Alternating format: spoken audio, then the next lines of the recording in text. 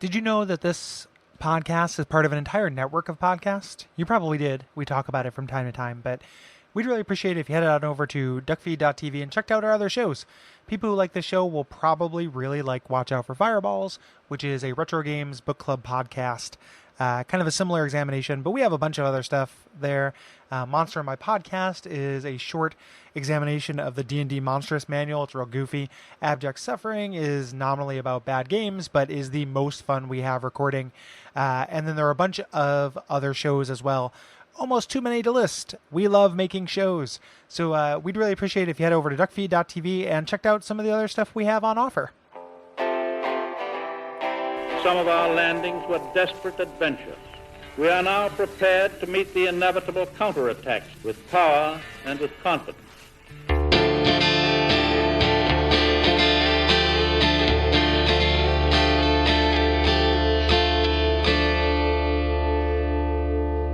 But what do you really know about these Lords of Cinder, these supposed legends?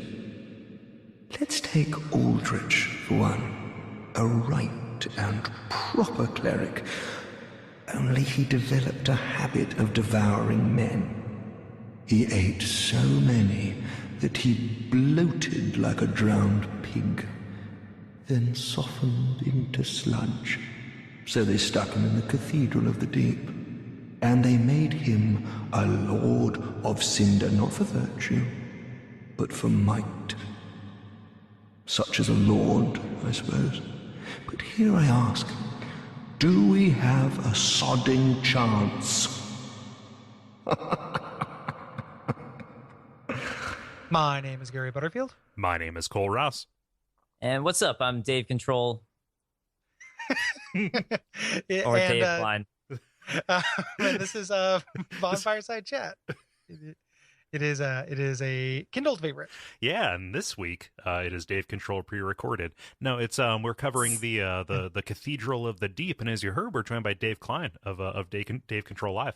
Thank you so much, Dave. I like to imagine that it was just a soundbite you played of me just going, I'm Dave Control. Like it was just cut off. we got the sound. We got the it's like a radio show. You have the sound buttons you press. Yeah. There's 9 buttons that are just different things that you've said, and then we have a spring noise, Toilet flush, a toilet flush, and then like the oh yeah from that Yellow song. Yep. Toilet flush is perfect. That's all you really need. Yep. I like that it's not the Kindle version. That's nice. Good touch. Yep.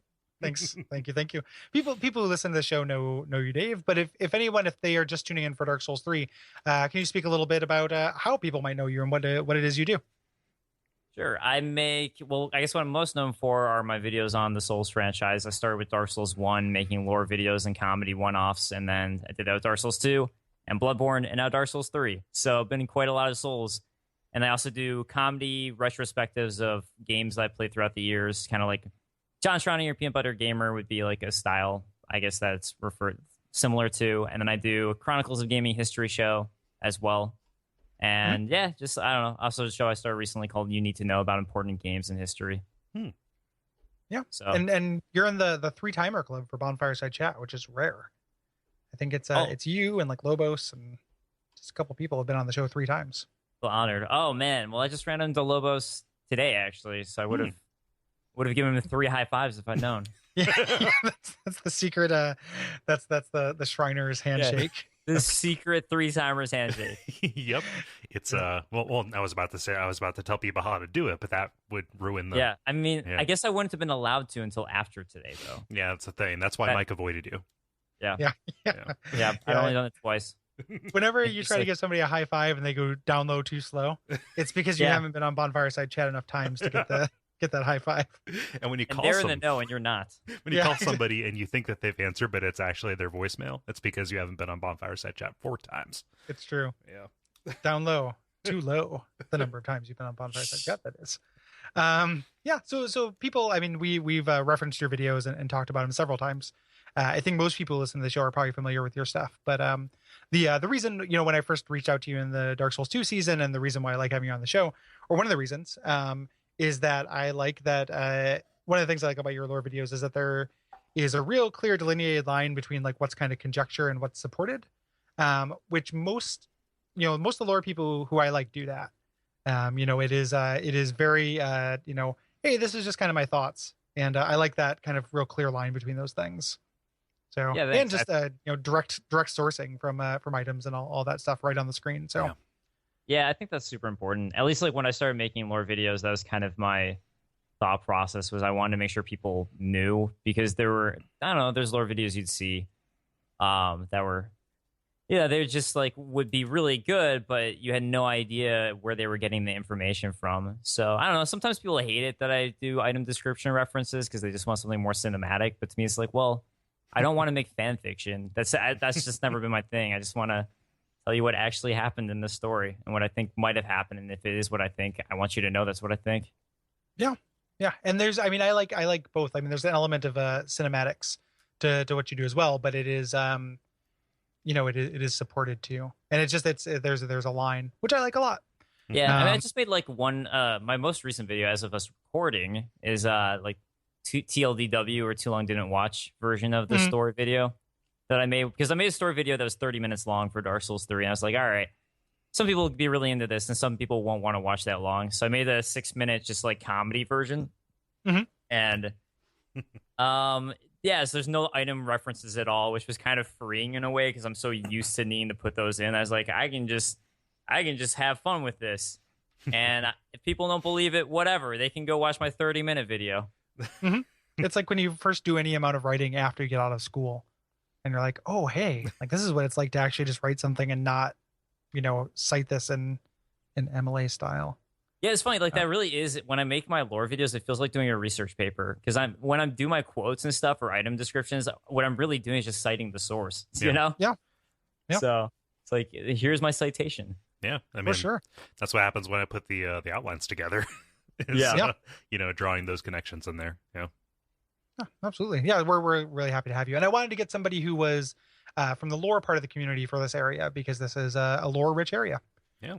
As we are talking about the Cathedral of the Deep. But before we move on to that, Kole, what did we do last time? Well, last time we walked the road of sacrifices. We slayed a distant disciple of Big Hat Logan in the Crystal Sage, and now we're looking up a cliffside toward our destination, the Cathedral of the Deep, and the residence of Aldrich, our First Lord of Cinder. Yes, definitely the very end of our quest, because everybody says find Aldrich and that is all, right? Yeah, he's definitely here. Yeah, that's where he lives. It's his face is on the car that's parked outside. There's a little vinyl cutout of just like 9 deacons and then a big pile of slime next to it. Like, oh man, there we go. That's like perfect marker for him. And I don't know if you guys talked about it, but there was you find the evangelists along the way, both in the undead settlements and on the road of sacrifice on the way towards, or road of sacrifices, excuse me, it's plural, on the way to Cathedral of the Deep. And if you actually read their items, you realize that the evangelists are actually evangelists for the Cathedral of the Deep and for Aldrich, trying to spread his gospel to the undead settlement. So it's pretty cool that you can see that clear line there leading back into the Cathedral of the Deep. Yeah, and they're also coordinating the supply line, it seems. Yeah, I mean, it does seem to be the case. So yeah, that's where they're getting all these bodies to eat. Noms. In the last episode, Kole, did one of us say road of sacrifices? I think maybe we did. Okay. Yeah. I hope we got the road of sacrifices in there. If we did, I love that. That's amazing. But it is it's interesting that these first 3 major these 3 major areas all kind of connect to one place. Like we don't see that this early on usually in a Souls game. So it's pretty cool. Yeah. So as we mentioned, the Cathedral of the Deep is the seat of Aldrich, the Saint of the Deep.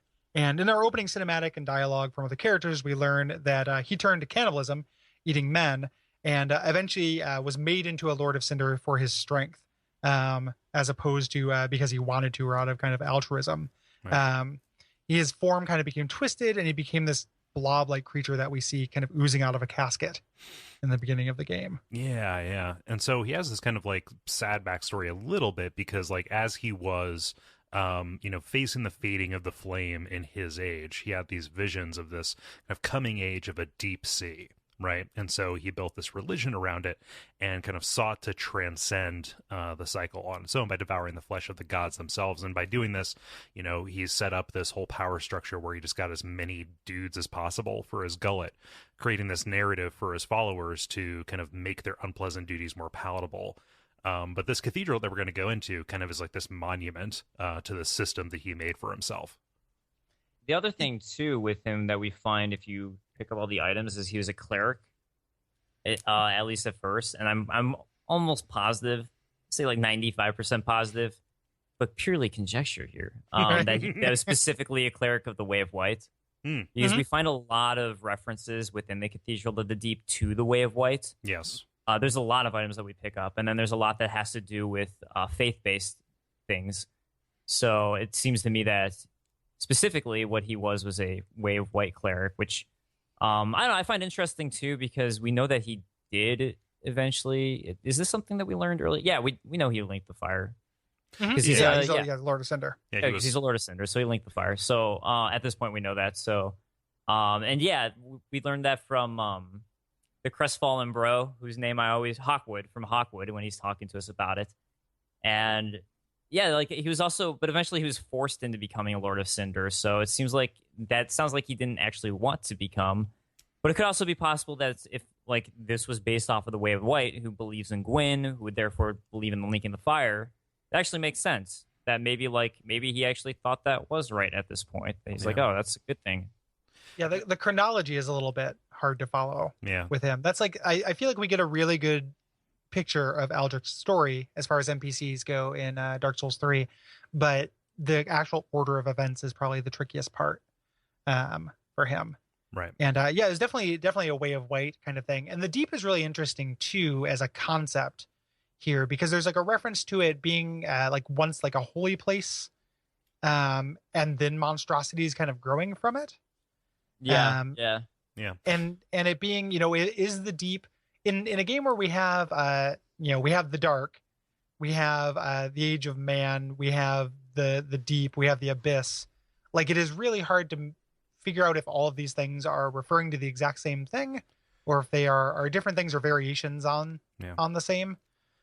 Because if this is referring to the Deep, or referring to the Abyss, rather, when all these things about the Deep, there's not a lot of abyssal kind of things in this, other than the boss soul, which we get to, and the color of the boss soul, which is kind of a small piece of evidence. Yeah, and one of the spells that the boss soul gives you, I forget the exact name of it right now. It's down here at the bottom, but deep shit, deep shallow, or deep shit. Yes, deep shit. That's the one. Yes, and the description says Eldrick used to say you're in deep shit when he would. You're in deep shit. Well, you're in deep shit now. That's what the item description says. No, it summons dark soul dregs from the Deep. Is the thing, but the D in dark is not capitalized, so it is not dregs of the dark soul. These are just dark souls, or souls that happen to be dark, maybe. I don't know. And then some birds are blackbirds. Some of the other kind of like item descriptions talk about like, okay, at one point they recognize that this was like a place that, like a really corrupting force, and the like this order was kind of like dedicated toward keeping it at bay and kind of keeping it constrained, but then ultimately they were corrupted and turned by it, and kind of seduced and started serving it to draw it out, which sounds that sounds a lot like abyssal kind of stuff too, right? Yeah, it's a little bit, since we have this, and then we also have a Lord of Cinder that's explicitly dedicated to watching and keeping an eye on the Abyss, just kind of down the way. It's just kind of strange to me. The way it stacks up is a little bit weird. I mean, it's something that that we run into like with the Giants and with a couple of other things. We ran into it with Bloodborne as well, which is like the same nouns applying to a bunch of different things. Yeah.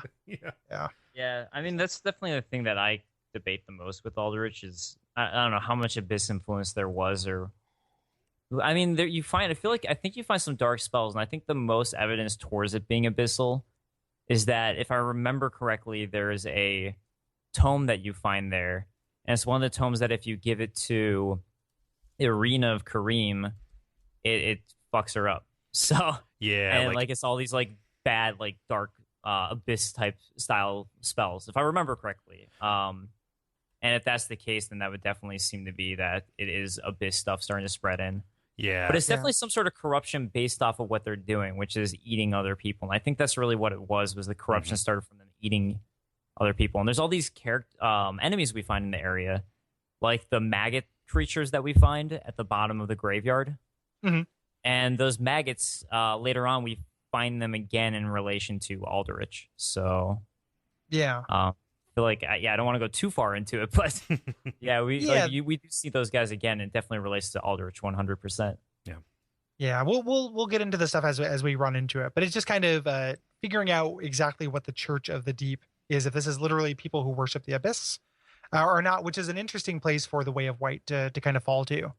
I guess I'll say, like, so this is, I think I have a different interpretation than you guys, which is fine. You know, that's Dark Souls, but the one description which we get later on that talks about Aldrich's visions of the deep sea.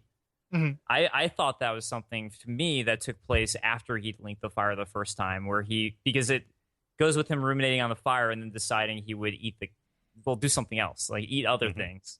And that was when he saw the visions of the deep sea. He's like, you know what, screw it, I'm going to go eat gods. So, like to me, I figured that was something that happened after his first linking of the fire, but that was just my interpretation, which could be totally off.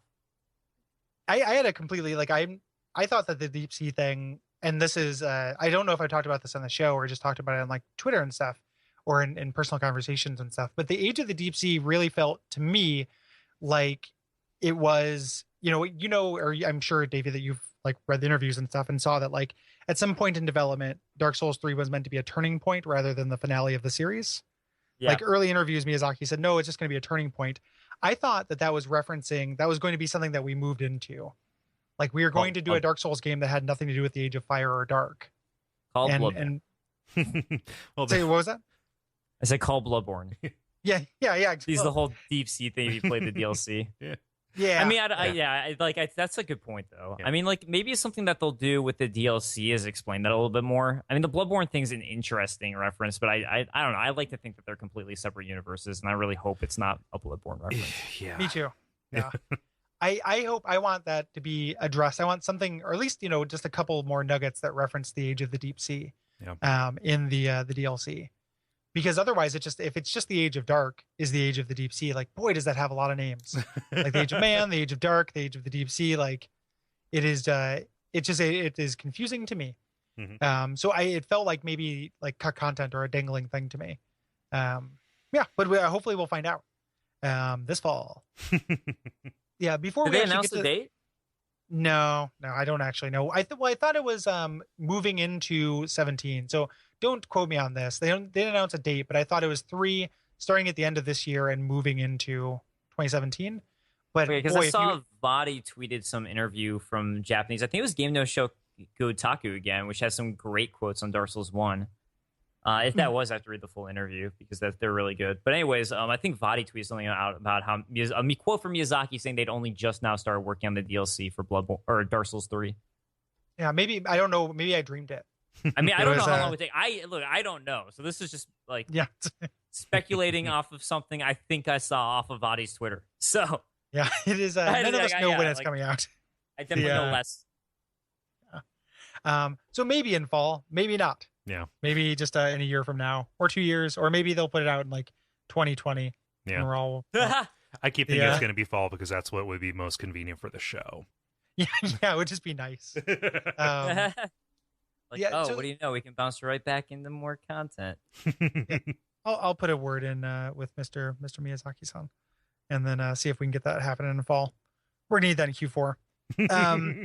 So before you actually get to the cathedral, we have this little approach right after the Crystal Sages up these cliffs, where we run into an evangelist who's around a campfire, a couple of crystal lizards, and a couple of these cage guys who we know that collect victims for Aldrich.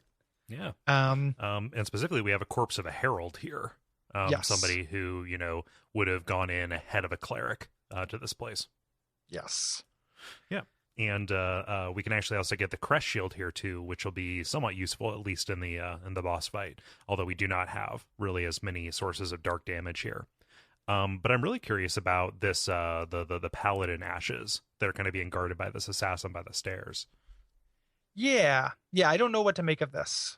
What do you you've got the notes here that they're implied to be those of Paladin Leroy. Is that just because they're Paladin ashes? I mean, just because everything is a reference. Yeah. but also like a paladin who paid dearly for his blind sense of justice or whatever. That to me kind of like led to it. At least I can draw a little bit. Although that could describe a lot of paladins. That is a common trait. It's a core competency, being blinded by a sense of justice among them. They're a hot-blooded people. but specifically, like, those ashes let you buy like all of the gear from the Way of White Folks from Dark Souls 1. You get Nico's curved axe, and you get like a Morning Star, bunch of stuff like that. Yeah. After you get those ashes, after you fight that church assassin, you walk up the stairs and we run into another, like, here's the bandit from here's the guy in the bandit gear. Yeah. Very similar to the Forest NPC Covenant fight. people again. It's like, oh, whoa, Forest Covenant, welcome back, bros. Yep. Also, real quick, I'm gonna completely derail everything, because that's what I'm doing. That's what I'm here for. Have you guys seen 12 Years Ruining the flow of the show. So I just found the interview that I was talking about that Vadia tweeted out about. It's from Fort Gamer. And the quote, supposedly translated, which I'm assuming is correctly translated, because I don't know, Reddit these translators are usually pretty reliable. Is, so far, I'm imagining a distant, faraway land which the story will revolve around, but it'll deliver a slightly different atmosphere to the main game. We've just started working on the first one. Okay. Of the Dark Souls 3 DLC.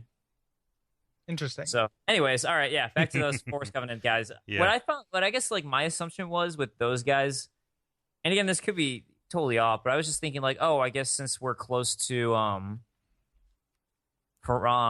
like that area, I figured it might have a little bit more to do with that, like everything else that we find in that area, since these are Forest Covenant guys.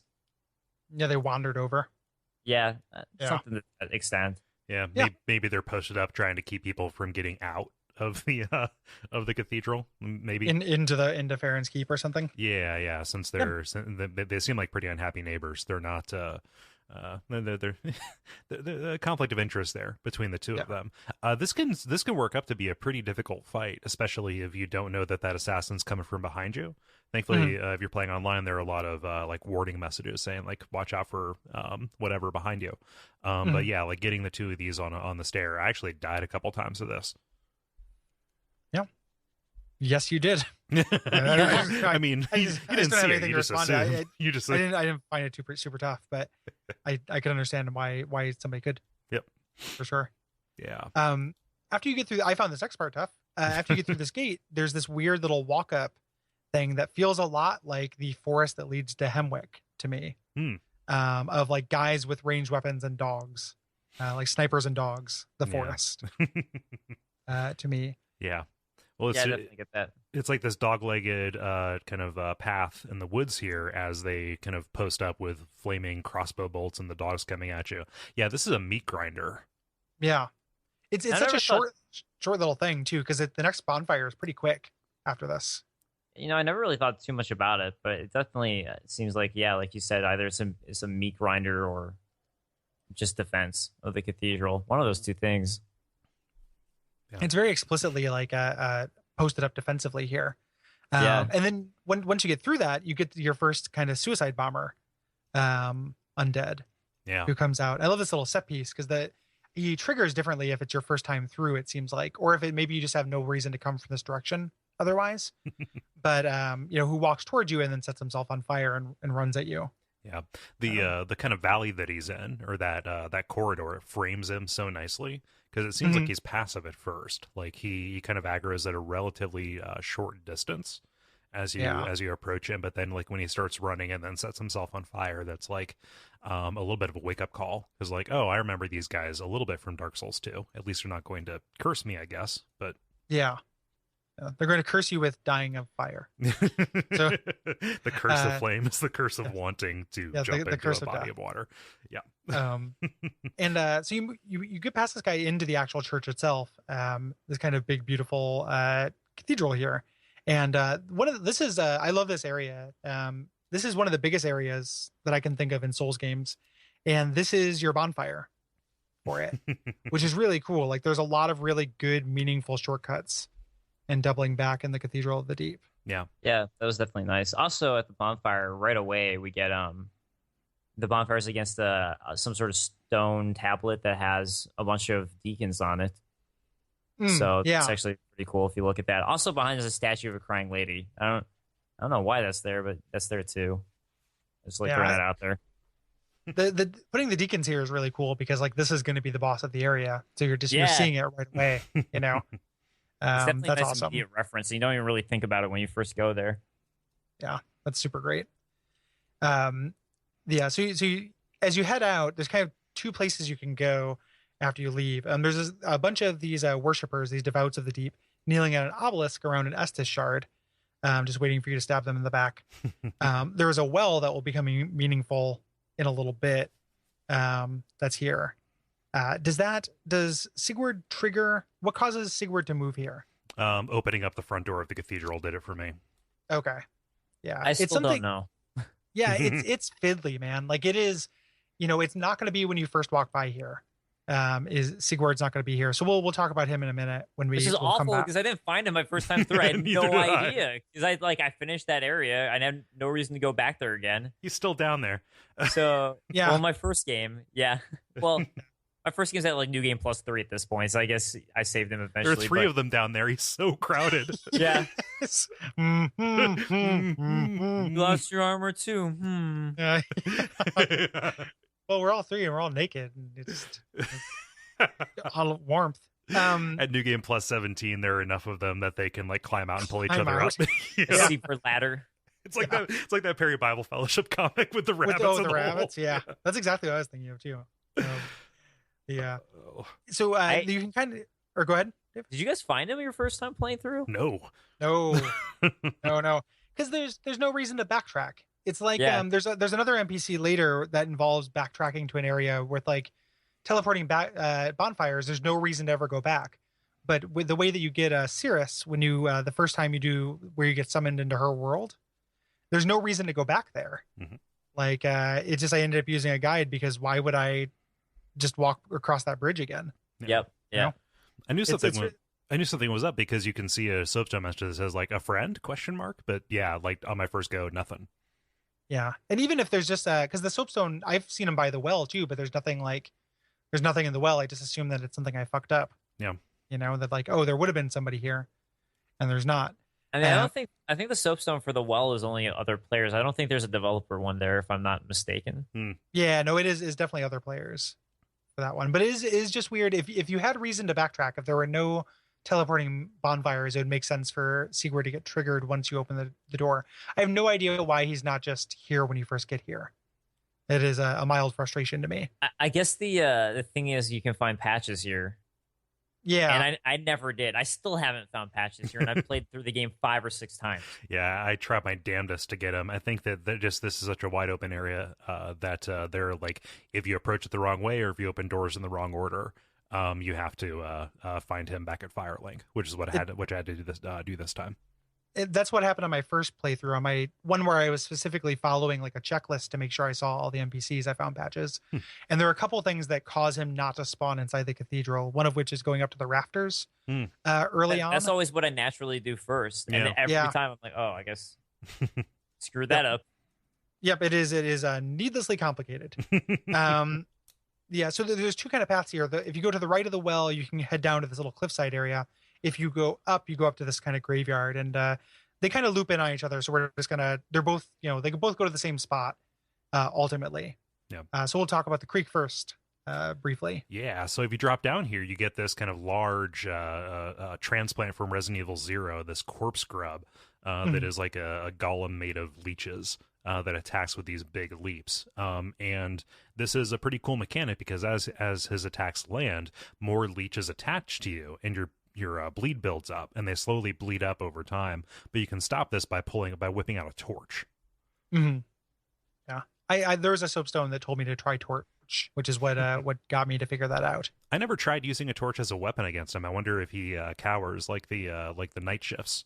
He does. It is cool with the torch that you actually see them burning off. Yeah.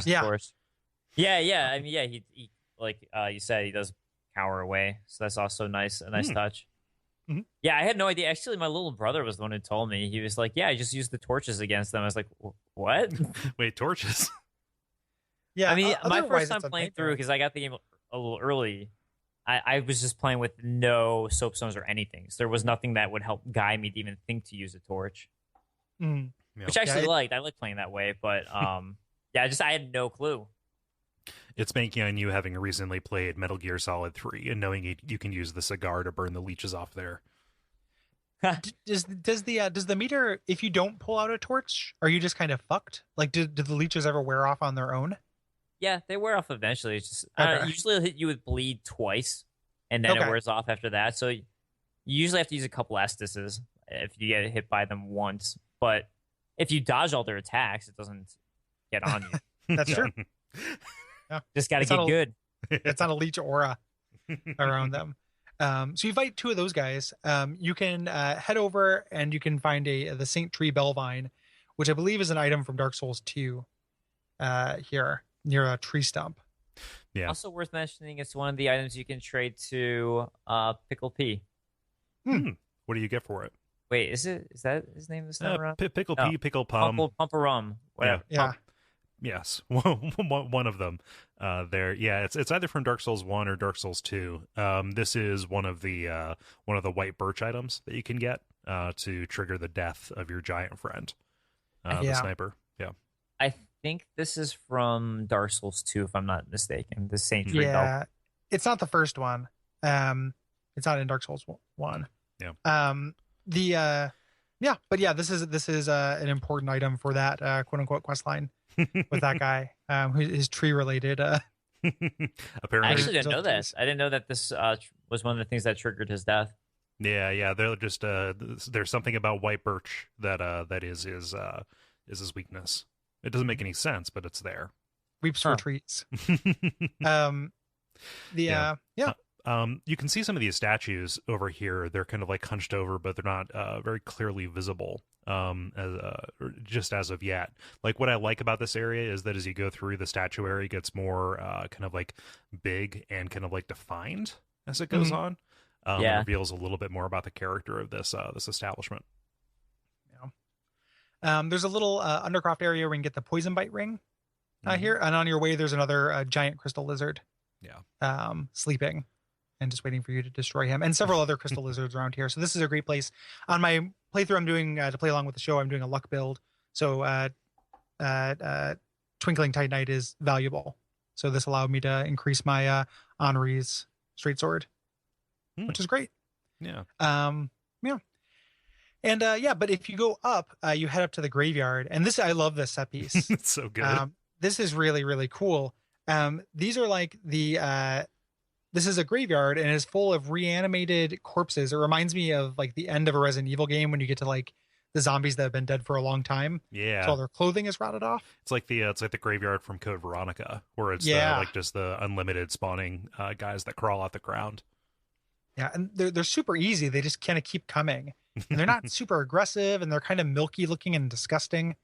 And the whole area is really unnerving. I finally just got to the point. At first, I was killing them all, and I was like, "Oh, I guess these are just going to keep respawning, huh?" So I just didn't kill a single one after that. I was just like, "All right, I'll run through all of them. None of them matter." It's really just a trap for the first time. Like if you're just going through and trying to look around every corner, like the more time you spend here, the more of them there end up being, and the likelier you are to maybe not get like overwhelmed, but like get trapped in a place and then just breathe heavily and knock them over with the force of your lung wind.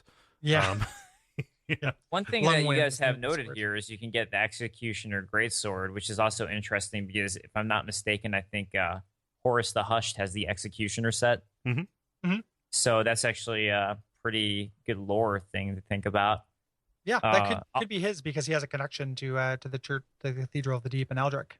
Yeah. So, and other thing too, and this is just me postulating again, but I mean, I think it's a pretty decent connection. You have the Road of Sacrifices where all these corpses are being brought to, and Aldrich eats people, and here's a giant graveyard. So, I mean, Aldrich probably ate the flesh off of them. That's what you're led to assume, but he also encouraged his followers to eat people and all that. So, I don't know, it seems pretty possible that this could be a graveyard for everything that they were eating. Yeah. Yeah, like the parts that they couldn't eat, or they're just using it as this kind of renewable larder. Yeah, or that. There. But I mean, the other thing that we find here is we find these corpses that have those leech things like breaking out of them, almost like alien style. Yeah, they're leech quados. Yeah, yeah. And I wonder too if like we have all this stuff coming from the Cathedral of the Deep, from this horrific shit that Aldia was doing. It could be that, you know, if they were eating these, it would have infected these creatures or these undead, and maybe that's how these leech things are being born out of them. Yeah, these could literally be passed. Like these could be people that were eaten and then passed. Yeah, which is gross, but like it's totally possible. Like that's how they got these stomach worms. You know. Let me see here. So one of the spells that you can get from the Deep Braille Tome is called Gnaw. That summons the insect swarms. The description for that is these insects which lurk in the deep have tiny jaws lined with fangs to tear open the skin and burrow into the flesh in the blink of an eye, causing intense bleeding. I mean, leeches aren't insects as far as I know. I could be wrong about that. I think they're more like worms or whatever. But like, could it be that it's this and like the corruption of the deep? Like these things are actually from that. And just because this whole area is like saturated with its influence, like that's where it's coming from. And they're using these bodies as like vessels. And so the ones that are kind of like quados are halfway to becoming the kind of like man grubs or whatever. Not man grubs, that's a different thing. The big ones that we saw down at the creek. Yeah, maybe. I mean, I think that these ones are definitely partway towards becoming the big ones we saw down at the creek. Because I love how folksy that sounds. Big ones down at the creek. I think the only thing with that is where you actually do find.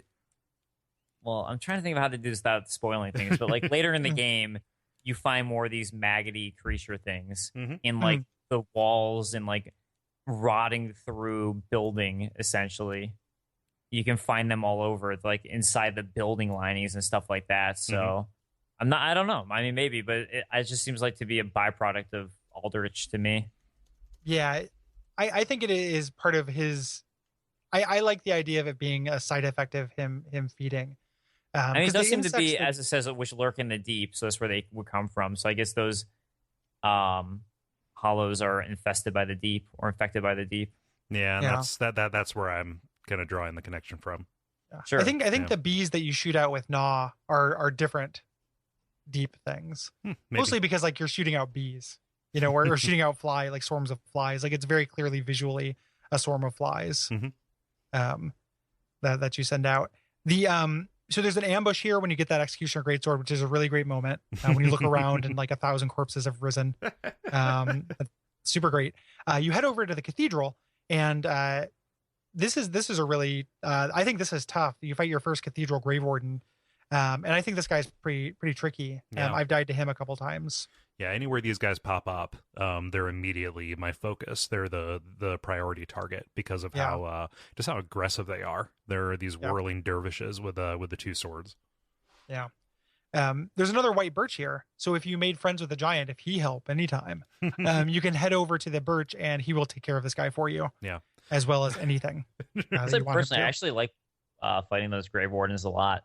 They're fun to me to parry and try to like pull off parries on them. So I like those guys.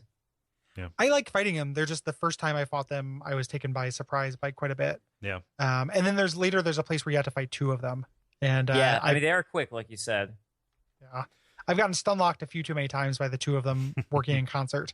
Yeah. But yeah, they're good fights. They're just they're like a tough enemy. It's kind of a difficulty spike here. Yeah. I think it's pretty funny that our giant friend can hurl these spears from 2 zones away. Yeah, he help anytime. You can find the Curse Ward shield here, which looks a lot like the Pursuer's Great Shield, which is pretty interesting. And they have some kind of similarities in how they're described and like their item descriptions. Yeah, I don't know that it adds to any or like adds up to anything, but they're similar.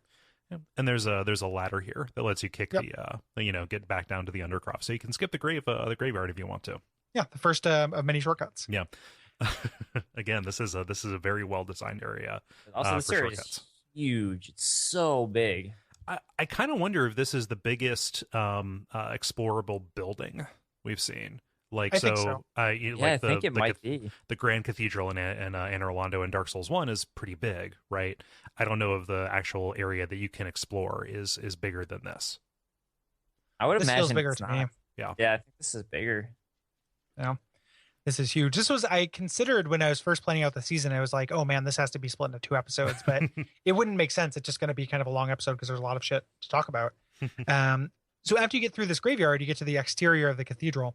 It's kind of main gate with these statues of men who are kind of hunched over with these birds on their backs. And to me, it seems like they're starting to become Corvians. Yeah, like, it looks similar. I don't know how that fits into anything, but it is. Neither do saying I. that. Yeah, I wasn't saying that to take you down a peg. It wasn't like that wasn't a challenge. I just like it does kind of look like that. What that I'm means? saying it as a I have challenge. No, I agree. I don't know what the lore implication behind that would be. I just find it interesting that they do start to look like almost Corvian-esque. Yeah, and like, okay, so birds. Okay, so let's try and take that symbolism and see if it comes from anywhere else. Okay, so Velka, probably not. This is a cathedral of the deep, right? Like that doesn't make any sense to have like a bird associated with that. Like this doesn't look like a water bird or anything like that. Like it can only be Corvians, and that doesn't make sense to me. Yeah, there's no connection between the painted world and the abyss. Right. Those aren't really connected things. So I don't know why they would be Corvians, but that's what it looks like. Yeah. Well, I guess the only connection you could possibly draw, is that the Corvians are associated not just with the painted world, but with teaching, with teaching. What's the word I'm looking for? It's in the item description about them. The miracle, the songs or the miracles or whatever. The stories, of the painted world, the stories. Yeah. Right, but the stories were like a cult or there's a word for it that's like you're not supposed to teach them because they're bad to teach people. Like apocryphal or something like that. Yes, let me see like here. that. Heretic storytellers, retro heretical. things. That's the word. Yeah, there we are. So yeah, that it was heretical. Yeah. So I mean, and also with with the painted world, we find a lot of connections between Velka, which also seems to have and a lot of things that are really imbued with the dark. Mm-hmm.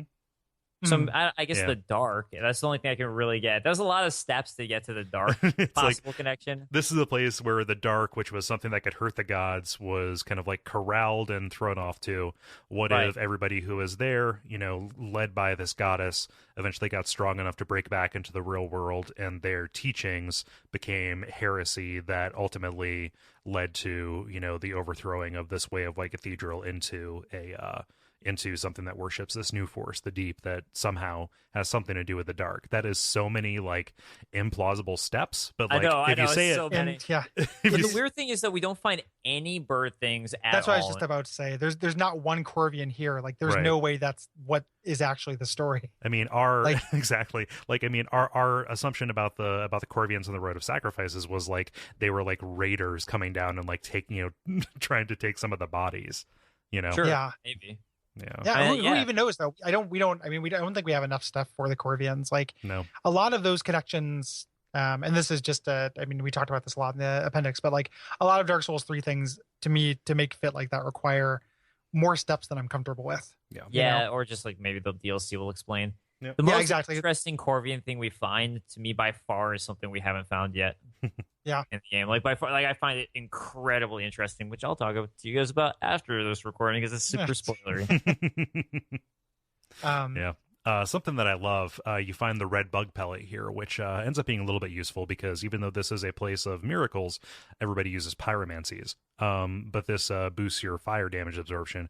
But this is used by the evangelists from the Cathedral of the Deep who hand them out to followers to ease their suffering as they burn.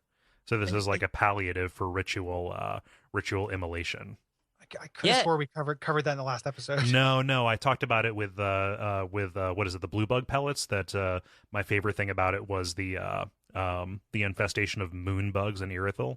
No, I meant when we were talking about the maybe it wasn't last episode. It was during the village. We talked about them being burned alive. I'm pretty sure we covered that. Okay, but not to blow up your steez or anything. But I think we already made that point. Okay, well, it's here. You find them here too. It reminds you of it anyway.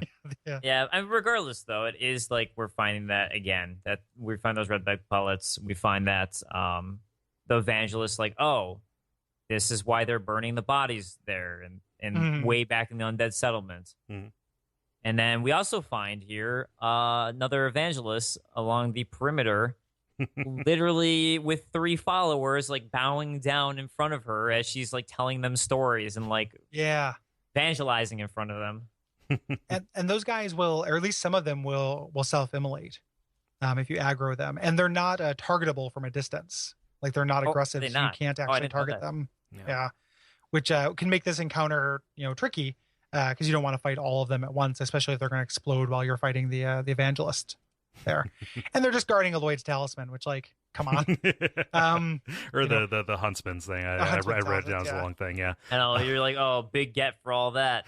Man, every single time I find a rusted coin in this game, I am so bummed out because it is such a like common drop, and they're placed sometimes behind kind of tough encounters, especially in one later area, which we'll talk about in a couple months. But we're just like, boy, all that for a rusted fucking coin. Wait, if you use that, doesn't that boost your sword damage? It's item find. Oh, it's a different stat. Yeah. But yeah, so like these enemies, and as you're kind of like going around here, the enemies are going to use the huntsman's charm or whatever they are. I'm just going to call them a Lloyd's talisman because that's all I can think of them as. But yeah, like this is like the entire exterior here is you're kind of running up and down these flying buttresses and fighting some of these kind of set pieces. Occasionally you're going to be buffeted by these guys who are going to stop you from healing. I think this is really hard. And a million thralls. Yeah, boy, thralls are, and I've talked about how much I like them as an enemy because they scale so well. Like they're always a threat, and they are just like ambush crazy. Like there's more ambushes per capita here. Like yeah, well, they're just like dropping from the beams up above you. At least on the PS4, like they kind of break the shadows, so you will see some shadows of thralls that could not really be above you because there's nothing up above you. So it can kind of throw you off a little bit. They come from below as well, though. I think they come up from the sides. They hang from the sides as well. Yeah, they do both. They hang from the sides. There's like little statues they jump down from. They come down from rafters everywhere. Yep. Regardless, there are shadows where there ought not be shadows. Yes. Above, I never knew that. And I was playing on PS4. Yeah, I had that experience too, Cole. Like I've seen them where I'd be like, oh, that's not supposed to be there. Yeah. Wait a minute. But then it at some point it kind of becomes a boy who cried wolf thing. So it's like at that point I expect an ambush, but then you realize that you should just expect an ambush like every 10 steps or so in this out exterior area, because it's going to constantly happen. Yeah, and then the final step of that is, oh, they can't ambush me if I'm always moving. Yes. Yep. So you kind of continue along fighting more of these kind of church warriors and fighting more of these thralls until you eventually get to the cathedral interior here. Yeah, you open up. This is another kind of big, impressive door reveal as you open this massive door at the back on the upper level and see this ridiculously ornate chandelier as you kind of step through. So this is an opulent place. Yeah, and a giant. Yep.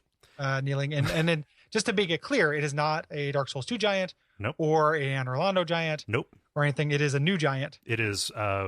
okay, so this is Giant Sub 4. They look like the slave giants a little bit, like the Sen's Fortress giants. But like that is the closest resemblance that we get on them. Except 10 times as big. Right. Yeah. I also like that they have gashes on their legs. Yeah. Which, when you actually do finally go and fight them, you're like, oh, seems to be where people were like hitting them to take them down. Yeah, or like the cathedral workers were lashing them maybe with whips or something to like get them to walk. Do things. Yeah, get them to walk where they wanted to go. Yeah, specifically all the torn off skin is on their calves. Mm-hmm. Yeah, it's a really great detail, especially since that's where you're going to be fighting them. You can take this one if you want to and cheese him with arrows forever. Just pointing out that you can do it if you die to him a bunch of times running by him and get sick of it. Just saying. Yeah. But not that I would do anything that boring and tedious. Yeah, in a Souls game, but you can. Who would ever do that? Because if we didn't mention it, we would actually get somebody saying you can do this. Like it is a way to solve the problem. Absolutely, yeah. And I did that with not this giant, but the next. And there's 2 giants in this area.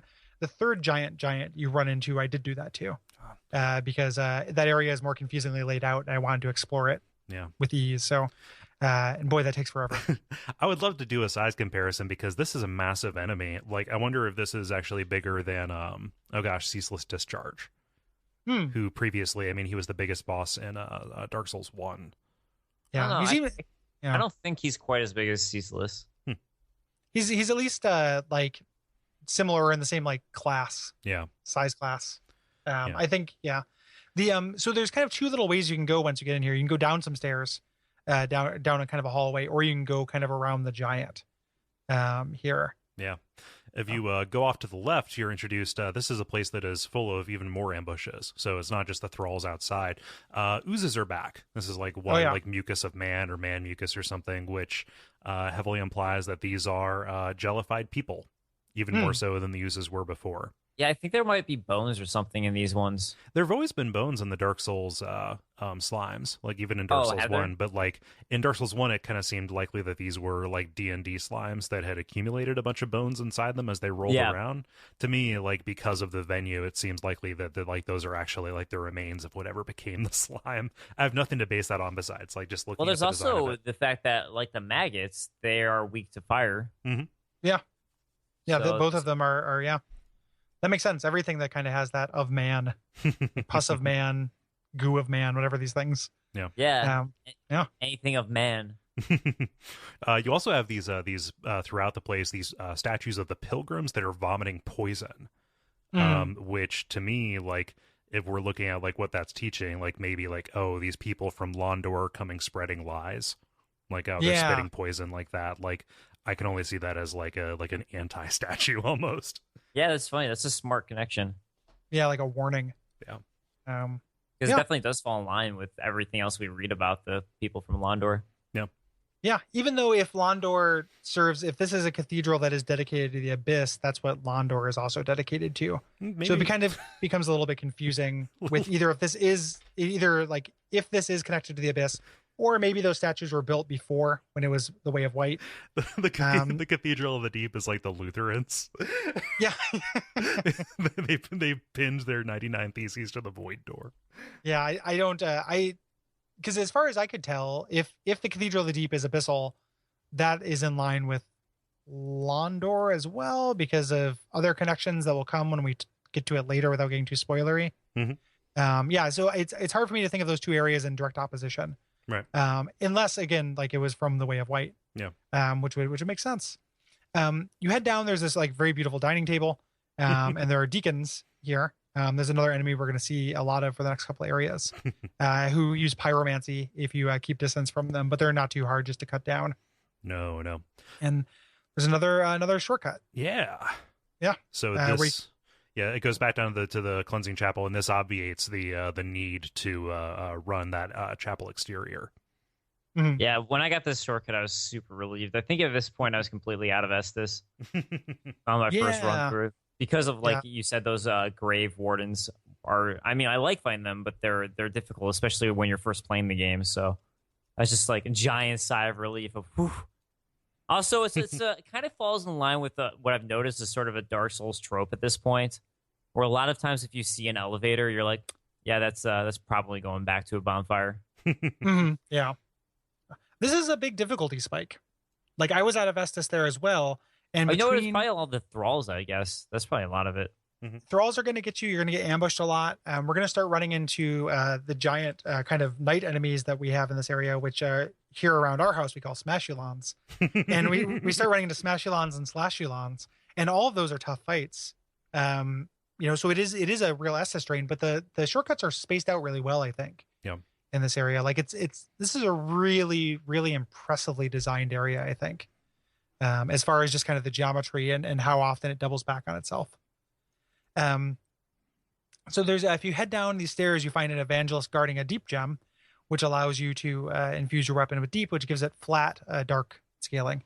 Right. The description on that is pretty cool. There's a darkness that lies beyond human ken, which might also be talking about the abyss. I don't know. Maybe maybe now the abyss is in our human ken. It's just a part of it. Like, something's been normalized. Yeah. Again, though, just the fact that you're getting dark, though, that is a sort of possible abyss connection. Yeah. Although, I don't know. Sometimes I like we were talking about earlier, I don't know if dark and the abyss are really the same thing. I don't either. Yeah. And all of that kind of confusion behind this terminology really plays into when and this will be a long way off for the show, but when we start talking about the endings, it's really muddies up the waters for me. So Yeah, I know what you're talking about. yeah, it is just but I don't want to get into it now because it's be very inappropriate. We're still pretty early in this game. Yeah. Let's talk about this giant though. Yeah, it's the only way forward. Yeah, is past this guy, and this is really tough. He attacks fairly slowly, but it's one of those things where you have to run forward while keeping your camera on him to dodge him. Yeah. And there's a couple real fuck yous in here where there's a guy in the middle. There's like a church warrior who will kind of try to tag you on your way through, and then as you're rounding the bend, passing this guy, there is a guy up on a ledge with a crossbow. Yep. That is also trying to just kind of stagger you. Like it's literally just there to make you stop in your tracks so you get smashed by the giant. Yeah.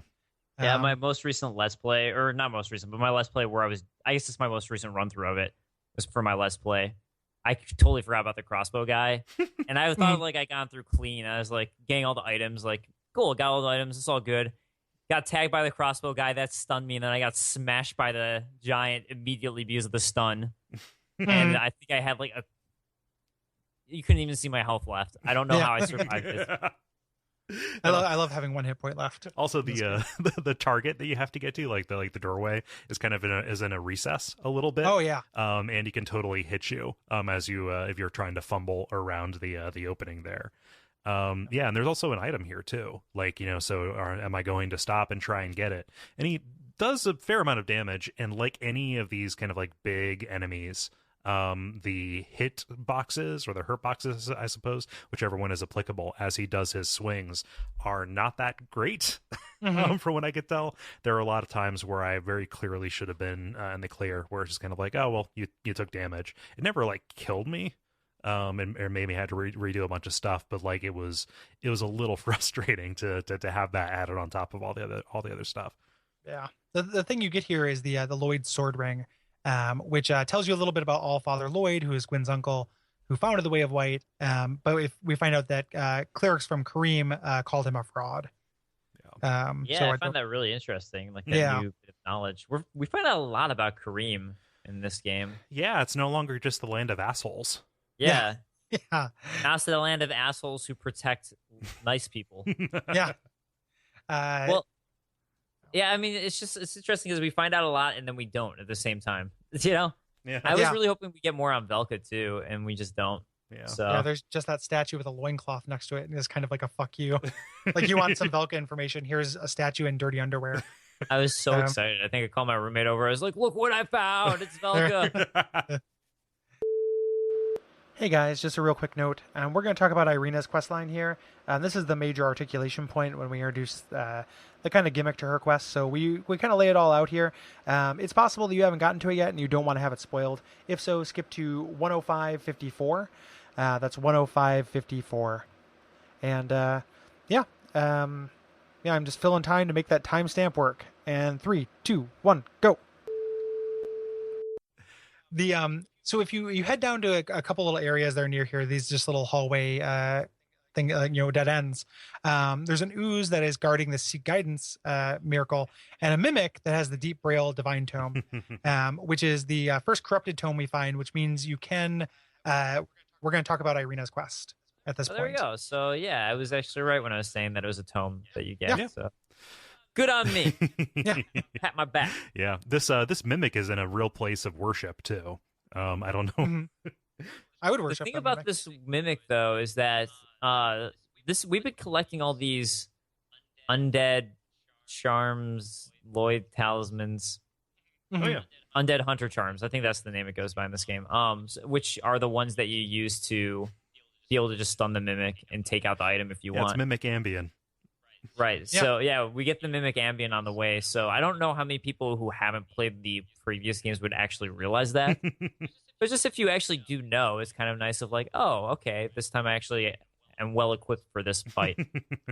Yeah, I think we on the first mimic in the high wall, we talked about the cute little yawning animation, but it still gets me every time. It's real wonderful. I don't know if we talked about it on the show, or if you've seen it, Dave. There's a video like a fun kind of concept PvP video of like the Brotherhood of the Mimic.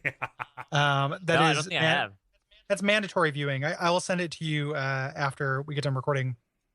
I don't want to spoil it, but I'll also put it in the show notes, and it is really, really funny. So worth watching. Yeah. So Irina, Irina's quest, it can go two ways. If you give her, don't give her any, if you give her, you can give her whatever you want. Yeah. You can give her whatever tomes you want. If you learn a dark miracle from her, it sets her off on like the negative path. Right. She'll start going over to the dark and start going progressively more crazy. Yeah. And Igon will confront you about this. Yeah, saying, "Hey, I charged you with helping protect her, and now, oh gosh, you're inconveniencing me. I need to do this. I need to do it right." Yeah, and he takes her over to Gunder's area. Yeah. For some reason, I'm not sure why. He takes her there. If you kill him, you can bring Irina back, but she gets really sad and talks about the dark things nibbling on her again. It's really similar to the what she was saying when you first found her in the cell.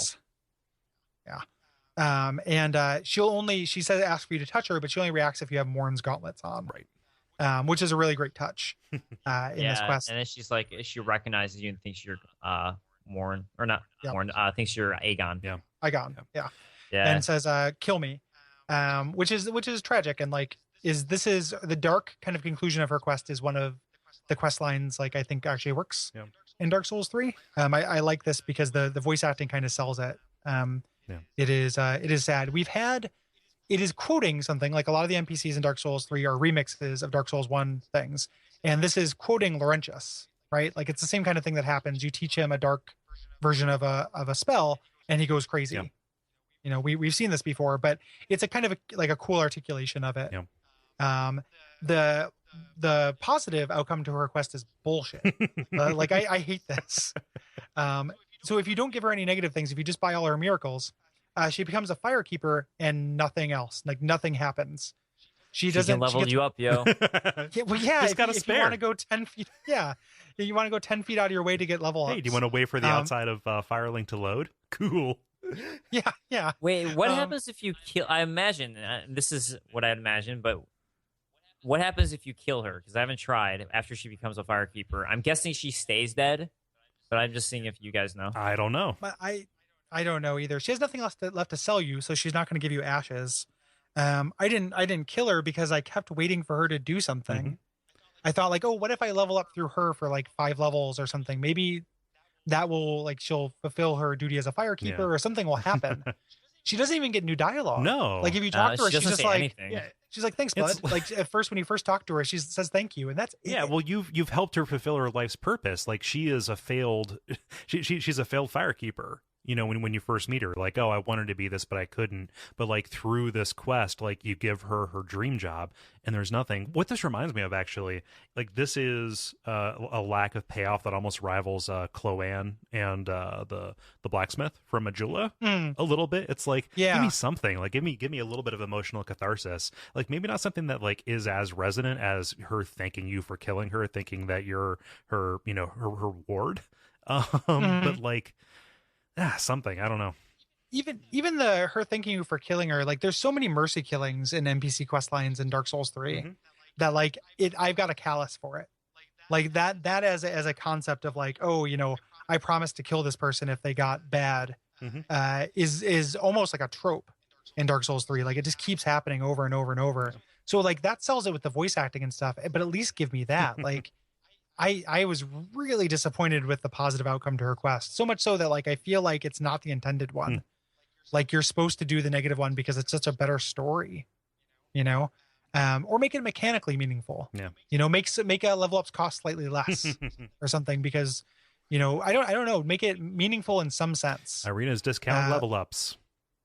Yeah, well, I mean that seems silly to me, and it's really mechanical. Discount level up Emporium. We got levels. We got strength. We got agility. If you 30% off, we're slashing Vitality, prices left and right. Vitality 50% off. If you put points into Vigor, refunds are available. Yeah, it is our Vitality Poise special. Vigor rather. I really wanted something for doing this the right way, and nothing happens, and it made me mad. So that's Irina, who is like half a good quest, which you can mostly do now. Yeah, but I like how that works though too, because she is kind of you're asking her to teach you the stuff that is in these books, and by speaking these stories out loud, she internalizes them and falls back to the dark. The thing that's kind of weird about this though is because from Dark Souls 1, the Firekeepers, we find out they've got these humanity sprites crawling under their skin. Those wounds they will not heal, and the good fate from Dark Souls 1, if that is to be believed, would just be the same as what she feels like. I'm lost in the dark and these things are crawling over me. Did the nature of being a Firekeeper change since then as the souls got weaker? Is this a different version of it? It's hard to keep, again, to reconcile. Yeah, just these nouns can refer to any number of different things, it feels like. That's a really good point, Kole. I didn't put that together, but the idea of her feeling those little the darkness, those little bits, that's something we associate with successful firekeeping. Please don't say little bits. It just makes me think of Rick and Morty. Oh, yeah. That's something we associate with just firekeeping in general. Mm-hmm. So it is. I feel like it is a confused quest line, with her. But we can do it now. So so there's that. We fight our first Smashulon here. I like the way these guys fight a lot. These knights, because they have a unique ability in their maces where they can set mines or set timed explosives.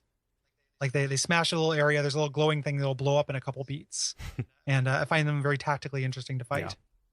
Yeah, and they're just rare enough too that it's not really that big of a, or you can never really get used to them on a single playthrough. It feels like I haven't fought enough of them to have the novelty wear off. Past him is a little doorway where we get to fight what I like to call the Lothric What's It.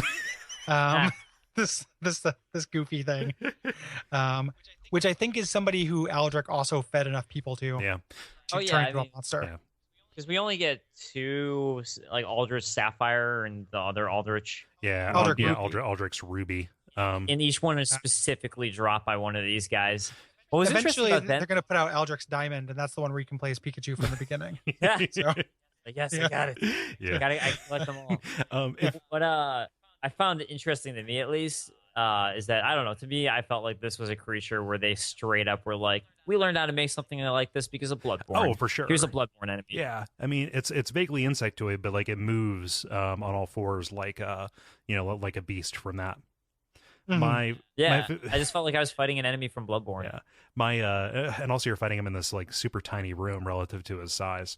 Well, he can't get through the door. Right. That's the cheap strap. But he breathes curse, so fuck him. I'm gonna be cheap because I don't want to get cursed. Yeah, because curse is death in this game again. My favorite detail, if you pay close attention, he's wearing a necklace of human skulls. Yeah, I didn't notice that. Yeah, I think it's definitely implied that he became this because he was Aldrich was yo, bro, you got to eat some of these people with me. They're damn tasty. I don't get the same buzz from this that you do. Oh, have this ring. It does the same thing. It's kind of it's a little bit like a Pontiff Sullivan, like the left and eye right rings. Mm-hmm. Yeah. It is in a way. Yeah. Yeah. So then we through this past this cathedral floor, we get another shortcut back to the cleansing chapel, which is also well timed out. And we get Kirk. What? Yeah, we do. We get Kirk. Kirk shows up here on the cathedral floor. Oh shit. Which is just here because of Dark Souls 1. He's a finger now. Mm-hmm. He serves Rosaria, who we're going to talk about here in a minute. Yeah. I mean, the thing with that is I think it probably destroys a lot of people's theories from Dark Souls 1 Kirk. Yeah. Where they were like, oh, he's just defending the fair lady. And it's apparently he's just a character they like using because he look cool to defend. If he's a finger, he's kind of serving a similar role, too, if he's out there trying to get tongues for her. But it's quoting Dark Souls 1. Yeah. It's the same dude doing a character that quotes another Dark Souls 1 character. It's a double quote. Here. So the way you get up there to the rafters, other than Kirk, and if you fought Kirk down here, you want to fight him first down there. And there's not much to say about the fight, but you can get his armor if you do the fight first.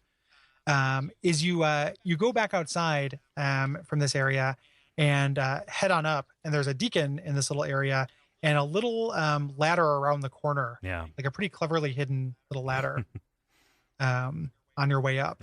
And you can get the deep ring here as well. Yeah. And that specific deacon you get it from actually doesn't aggro. Oh, yeah. He doesn't. And So if you want to get a really good binocular shot of a deacon, place to get it for your lore video that you're working on. I can hook you up. Don't worry. Also, I don't know if this was just like a weird thing. Maybe I pressed the A button, or the X button rather, in a strange place. But like after I killed him, I didn't have to loot anything. The deep ring was just kind of like boop, deposited in my pocket. Oh, no, you're right. Yeah, you don't actually loot it from him. Yeah. that's interesting. Yeah. Yeah, it's just yeah, it is weird that they would choose to do that. Because the deep is just magic. It does that shit. Teleports trinkets into your pocket. I love the. You're like, oh, how did that get there? I love the story bit about this. How the deacons had to they had to have this like grand story to hide the actual like nature of what they were doing. Mm. Yeah, they're like, no, what we're doing is definitely cool. It's all good. It's communion. Yeah. I feel like it's like Nazis in a way. They're like trying to tell us themselves that they're doing something positive when deep down they know what they're doing is horrible shit. Yeah. Mm-hmm. Yeah. The so you get this little outside area that's defended by more thralls and stuff until you get inside to the rafters, which is a pretty tough area because there are tons of smashulons and Yeah, and that slashulons. was my first real encounter with those smashulons. I'm going with your terminology. That's a good So word. Man. I definitely struggled with them because I just didn't have the timing down yet Yeah. my first time. Although the ones who are on the rafters don't really have the best what is it Pathfinding. called? They'll Tarkus themselves. Yeah, They will straight up Tarkus themselves. yeah, they pathfind their way off. Which Pathfinding. Yeah. I think that's the term I was looking for. Yeah, they don't have the best pathfinding in the world. Yeah. Which is actually I like that. I like that aspect. I was like, cool, I'm gonna aggro these guys, give them a little chase, and then I'll turn around and be like, oh, where'd they go? Oh, there's my souls. What do you know? You'd think they would want to screen those guys for clumsiness before they put them on that assignment. They got arrows. It's like, you got bows and arrows. I'm sure you're good. Yeah. Don't move. Dear God. Okay. Yeah. No, those like the bows and arrows here, just the range cover that ended up being more of a concern for me actually. I just couldn't gauge the knockback that well. At the far end, you have the blessed gem, but really what you're trying to do is drop off onto like a ledge on the far side that gets you to this kind of annex that is full of these man grubs. Yes. And you see a couple dead grubs here, and the walls are like staked. These stakes we've seen on the outside are huge here. There are tons of them. Yeah. Like kind of staking the wall, like almost enforcing it here. And you just fight a dozen of these things. Like there's it's tons of them. crazy though that there's like mangroves just staked to the wall, just hanging there. And you're Yeah. like, oh. Yeah. Also, interesting note about the mangroves is that they have human feet. Yep. Yeah. It's really interesting. I mean, they're explicitly, we find out in a minute what they are once we get to this covenant. And that covenant, this person we run into is Rosaria. We go past these grubs into this bedchamber where there are like cradles hanging from the ceiling and cradles and beds, and Rosaria down at the end, who just for the record, internet loresters, she does not have a grub body. She's cradling a grub. Look closer at her, people, because I've read so many things where it's like, oh, she's related to Aldrich because they both have this kind of grub bodies, like slug thing. No, she's a person. Yeah, it took me a while. Like I really had to look at it because when you first noticed it, I wasn't sure if it was coming out of her stomach or if it was something that she was just holding on to. Yeah, and it's just that she's just holding on to one. Yeah, you can see her feet. She also has feet. And also, speaking of Aldrich, though, there is a connection where one of these man grubs is some people think it's the one that she's cradling. There is one that's outside of her room who doesn't aggro against you. Yeah. Right outside. And some people think this could be Archdeacon Klimt, who is a follower of Aldrich, who ended up deciding that he wasn't going to follow Aldrich anymore. He was like, nope, not anymore. But he was one of the 3 archdeacons of Aldrich, and it seems like he could be one of these 2 mangroves. Yeah, I always read him as being the nonviolent one who teaches you the gesture outside. Just because, He good. They both could be true. He could be Klimt. Yes. as Wait, well. he teaches you a gesture? I think he does. He gives you the red shit, there we soapstone. go. Yeah, that's what I thought. Yeah. Oh, yeah, I was like, I knew he gave you the red. But you have to soapstone. kill him. He doesn't give it to you. You have to slay Yeah. him. Okay, there we go. think. I wasn't sure. I was like, oh, like maybe I guess I missed that gesture. Yeah, I got my facts mixed up. But yeah, like that, that's what I thought. I always read it as being Klimt. Yeah. Which makes sense. And the reason why, so let's talk about Rosaria. So this is a covenant, Rosaria's Fingers, and this is the PvP invasion covenant. It's the equivalent of the Dark Wraiths for this game, where you invade other people's worlds and you take tongues. You get a pale tongue. The reason being is that Rosaria cannot speak. She does not have her tongue, and you kind of offer them to her. Yeah. Her firstborn stole her tongue. Yes. And you get them here. And she, Rosaria, like lore wise, I think what we know is that she's related to Guinevere. Right. Yeah, so if you we really don't know how, and there's a lot of theories. And I don't know. Personally, I haven't touched her yet in my lore because I don't know. I'm like, I don't know. Yeah. She's very, very obviously related to Guinevere because I mean, you can turn in her soul for one of Guinevere's miracles. Yeah, you turn her soul for one of Guinevere's miracles. There's mangrubs that you find later in the game that drop miracles related to Guinevere. So definitely related to Guinevere in some way, shape, or form. But how? Maybe she's one of Guinevere's daughters, and she had multiple daughters. Yeah. Maybe it's some people think it might be a major character who ran away. I don't know if I believe that, but like, there's a lot of theories out there, but I don't think there's any hard evidence towards any specific one that I know of. I could see her like serving a similar role, like Guinevere is the mother of healing. You know, just this is the kind of the PR wing. Was the PR wing of Gwyn's regime, right? Almost like we're going to get people to work for us through her and her charisma, right? So if you look at a church, you know, she is the mother of rebirth, and she can help people, you know, be reborn, right? Which is kind of a really kind of like religious promise, right? Like, oh, seek us and you'll be reborn eternal, even though it is this corrupted and weird form. Like, yeah, you're going to come back, and you know there is this renewal from it. However, you know, eventually you're going to turn into one of these things. Like, I could see them serving a similar function, but I don't know if it's like a bloodline thing or not. Yeah. You know, like if this is like a fallen and corrupted version of the way of white, then that would, you know, be the connection, I suppose. Yeah. I do wonder if it's like a better version than the undead that we see from the graveyard. Maybe it's a step up from that. Oh, when you come back? Yeah. Yeah. Well, just the graveyard ones when we first enter, the ones that had the not mangrove, that had this slug stuff coming out of them. Yeah. Oh, okay. Quatus. Yeah. Yeah, because she's explicitly, so the mangrubs, when I said that we know what they are people who tried to be reborn too many times. Right. So when you try to be reborn a sixth time, which I didn't do, I just read this dialogue. It gives you a warning that says you've been reborn as many times as you can. If you get reborn again, you become a grub. Oh, or really? something like that. Yeah. I didn't know that because I never used her. So what happens if you actually go try to be reborn a seventh time? You can't do it. It gives you that message as like it stops you. Yeah. Like okay. That's the error message. It's not an error message, but that's the no that it gives you. Crashes. Yeah. It erases your save. That's too bad. It'd be so great if you were just forced to become a mangrove and you're just fucked. Yeah. And it's like, Oh, sorry. man. Or if it was like a different version of being egg burdened or something like that. Like they just oh man, like you couldn't wear boots anymore. God, I forgot how cool being I know, egg burden right? was. That's so good. So that's what grubs are. So when people are like, I don't know what grubs are, and that's really interesting when we run into them, because whoever these people who have been reborn, they're doing it to excess. Right. So Klimt has done it to excess. Yellowfinger Heisel has done it to excess. He shows up here later, turned into a grub. So people who have become grubs have just done this a lot. But let me just put on my glasses before you get a million comments. Okay. Thank you, Dave. Yellowfinger Hazel is a girl. Okay, cool. Oh, Let's move okay. on. Thank you. Yellowfinger Hazel has turned into a grub.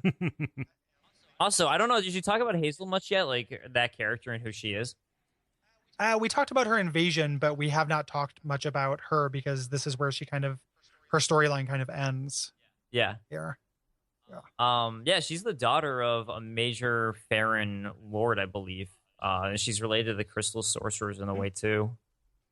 I have to look up stuff again. It's been a while since I've read it.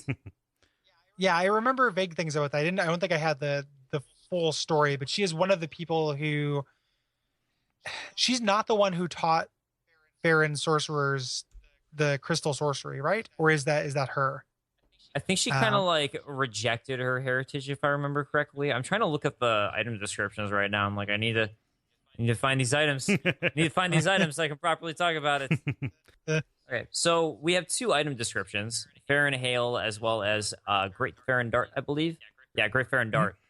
And those 2 item descriptions are entrusted to the leader of the Legion's acolytes, and apparently a sorcery of his daughter, Hazel, that was refined by a crystal sage. So she is a daughter of one of the Undead Legion's acolytes. Or it says sorcery of his daughter.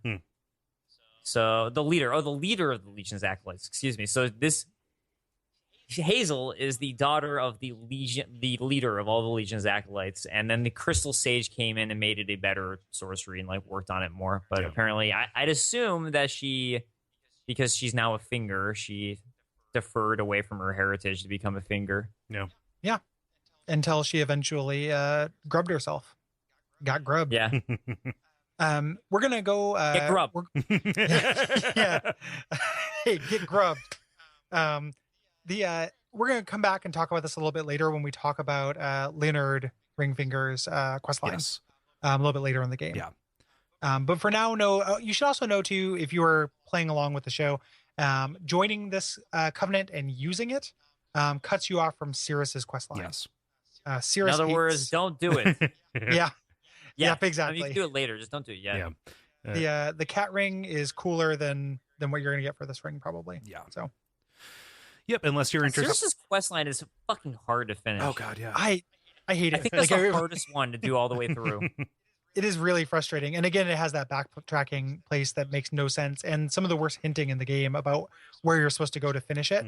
It's also just so easy to do something that's going to mess it up. Like, you accidentally choose to kill the Rod of Greatwood, you're screwed out of the quest line. You choose to join, like, even just offer one Pale Tongue just out of curiosity, you've screwed up the quest line. Yeah. And especially when there's been no consequence for doing any Covenant stuff so far. Like, you can, change them like underwear. Yeah. There's certain ashes that you have to give. That's what continues her quest line. Yeah. Is specifically giving certain ashes to the Shrine Handmaid. Yeah. And if you miss those ashes, or if you choose to do it later, you're not going to be able to follow along with her quest line. Yeah. So you have to get the Dream Chaser ones from Farron. And then there's even you have to do all this by a certain point too, because if you don't do all this stuff by a certain point in the game, again you've screwed yourself out of the quest line. Yeah. That's the Dark Souls 3 quest text, because they're all like, they feel like they're kind of needlessly complicated across the board. I guess I don't mind so much because Dark Souls 1 has some really complicated quest lines as well, but I don't find most of them to be quite as interesting as the Dark Souls 1 quest line. No, I wrote a big thing. I'll put a link in the show notes because I haven't talked about it on the show, but I wrote a big 4,000 word essay on how I don't like Dark Souls 3 NPC quest lines and compared to Dark Souls 1. And the difference is, in Dark Souls 1, the most complicated one was Sigmire, and that's very complicated. But even just kind of naturally playing the game, you'll see 80% of it. I'd argue that the most complicated one in Dark Souls 1 is the priestess, whose name I'm not remembering at the moment. Rhea. I'd say Rhea is the most complicated one, just like in order to actually get her so the watchers, the channelers see her and then choose to capture her. Like, getting that and understanding that when like people realized that was what was going on, I was like, holy crap, I can't believe you guys found this. But overall, though, I just don't find what's going on with these quest lines as important. So I'm not like, or interesting to this overall story. So I'm not like, oh, I'm super glad I did that. I mean, Siegver's is very well worth it, but. I agree with you. Like, I don't think that I think that they're really complicated and don't add up to as much. Like, they're not as interesting. Yeah.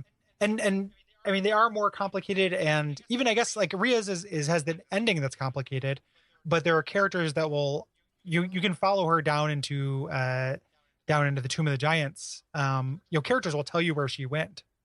It's not a non-intuitive stuff. Like, Patches tells you where to go.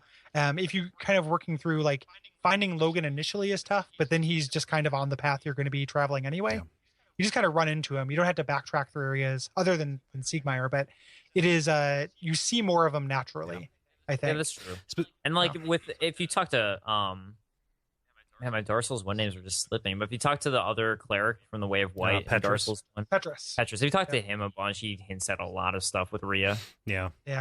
Like specifically with Sierra. So if you join this and she says, "Oh, we must part ways," like when that happened to me the first time, I felt like a lot of people felt when they played New Vegas and they like just did something inconsequential. And it's like quest failed, quest failed, quest failed, quest failed. Yeah.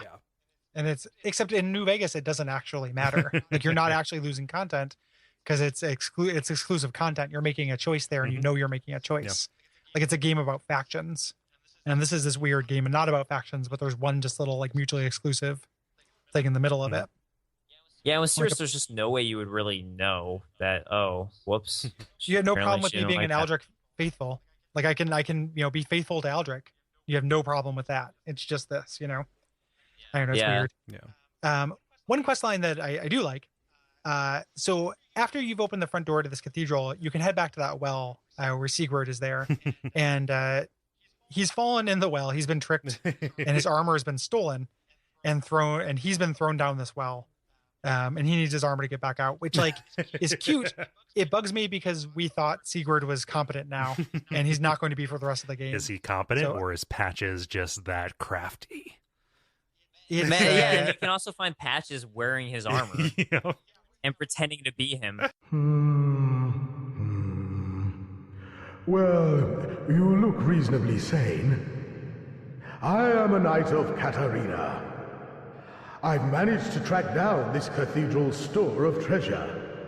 It's right over there, across that narrow part. Treasure? Always so close, yet so far. I'm in quite a pickle, indeed. As much as and again, I'll just refer people to the thing I wrote because I don't want to repeat it here. But like, I have a lot of problems with Sigurd's quest.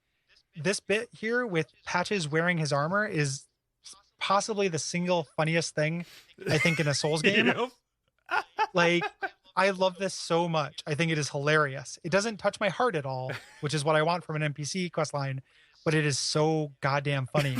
Because he's doing a bad impression. Yeah, it's the impression that does it. Like, it's so good. Yeah, no, that's definitely like the funny part. Except for me, I still haven't had that happen to me. And I played the game 5 or 6 times. And I'm like, man, like, that seems hilarious. And I wish I found it, but I never did. Yeah. So, but I like that it exists. I'm like, that's super cool. It sounds really funny. The triggering is nonsense. In the well was like just didn't happen. I honestly had to look it up. I had no clue. No, the triggering and the articulation points I think are still bad. Like the signaling is bad. Mm-hmm. It's just very funny that one character impersonates another one. Like the game, is cashing in on your love of Siegmeyer in so many different ways. Even so much so that NPCs within the game are meta cashing in on it. Like they know the player loves Siegmeyer that much. I feel like if in terms of the quest lines, I feel like if they made it easier to find Patch's quest line, then it would have been fine. And you would have been like, oh, that's weird that he's doing this. Yeah. And that would have led you to thinking, like, maybe I need to look around for Sigurd. But the fact that he himself is very specific to find, if you don't find him, then you have no reason to even think to backtrack to the well. Yeah, and finding Patches is so important to getting Sigurd to go forward. And Sigurd is pretty important for like one of the spokes that we're going to get to later. You know? Yeah, he has a really cool quest line for sure. And so it's like a bummer. So like I lost Sigurd here on my first playthrough, and in fact I almost lost him again until I realized that there is that failsafe. Let's talk about what happens in the cathedral itself though, because that's also pretty funny. Because like here he does this impression, says, I found the cache of treasure.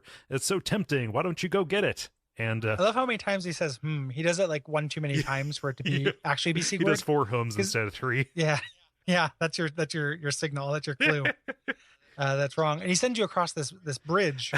And it's one of the most like lovingly animated cutscenes as he like lowers the bridge and then pulls off the helmet, reveals that it's Patches. This like anime like just push in on his face and like, shame on you greedy guts. Wait, what? Yeah, I didn't know there's a cutscene for doing it. Yeah. Oh my god, I'm like looking it up right now. Yes. I need to see this. Yes, the thought you could trick an onion. And this actually changes too, because like the bridge that he's lowering is it lowers you down to the floor that has down with the giants. If you've killed the giant, he is baffled that he's mad. He's mad that his trap Where's the giant? Yeah.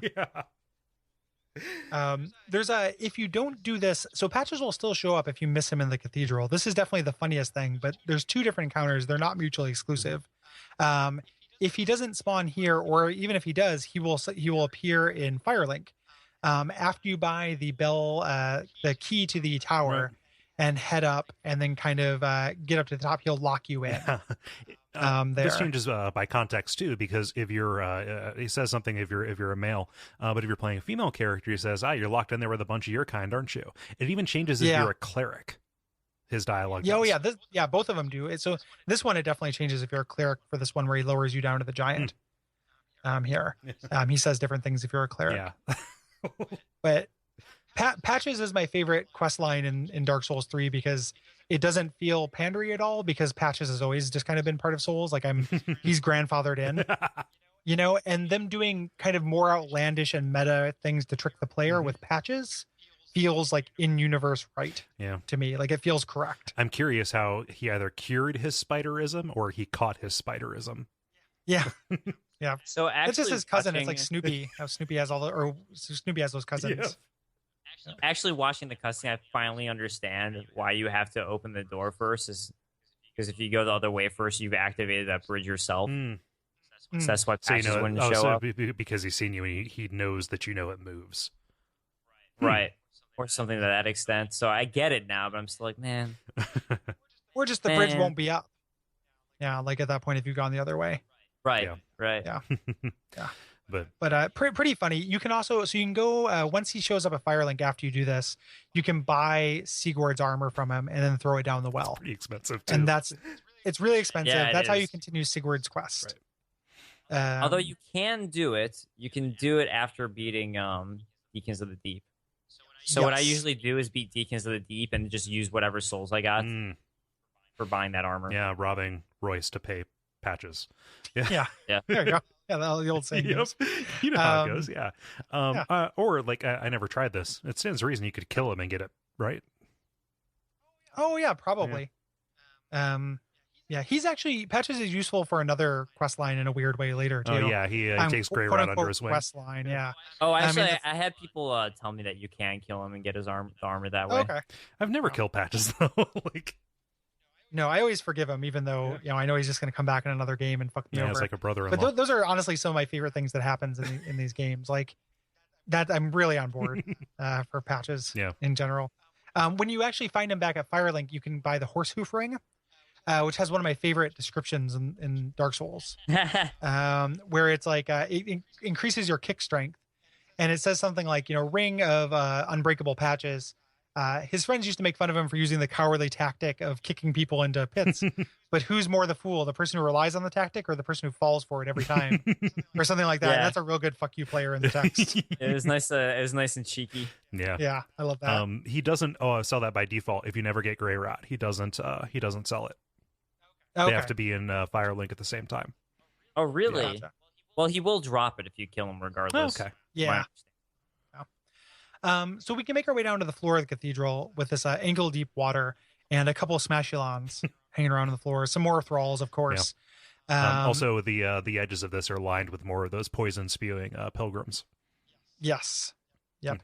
And we kind of see this set piece where there's kind of up above, there's some pews, there's a statue we can only kind of see, and to the right there is another giant here. Yeah. And this giant is interesting. If you kill him, around him, you can get the Maiden set, and you can also get the Drang set, which sounds like it was made by Steve Brule.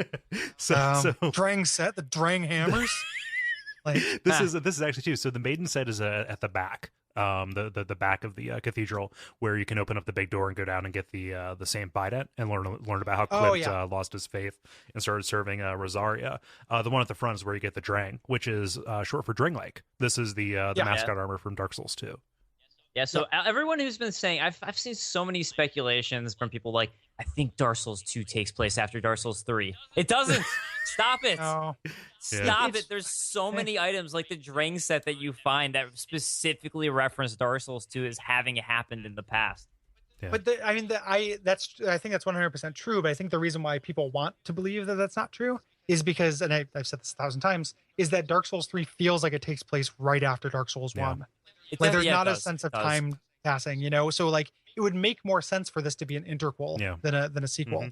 Well, what's interesting with the Drang set, I think if I remember correctly, it is the Drang set that has this description, is it describes Drang Lake as something that had like the story, the tale of the linking of the fire, or something like that. Yeah. Where it doesn't like imply that it necessarily happened, but more that it was like some sort of fairy tale thing that happened. Yeah, it's the legend of linking the fire. This land of sellswords that kind of committed treason against themselves by descending into the abyss, kind of separating from the world forever, which is like, are they literally putting all of Drang Lake in the memory hole? Yeah, just like stuffing everything that happened in Dark Souls 2. Fuck you guys who like Dark Souls 2. Like you said, it definitely is proclaimed from the land known for the legend of the linking of the fire.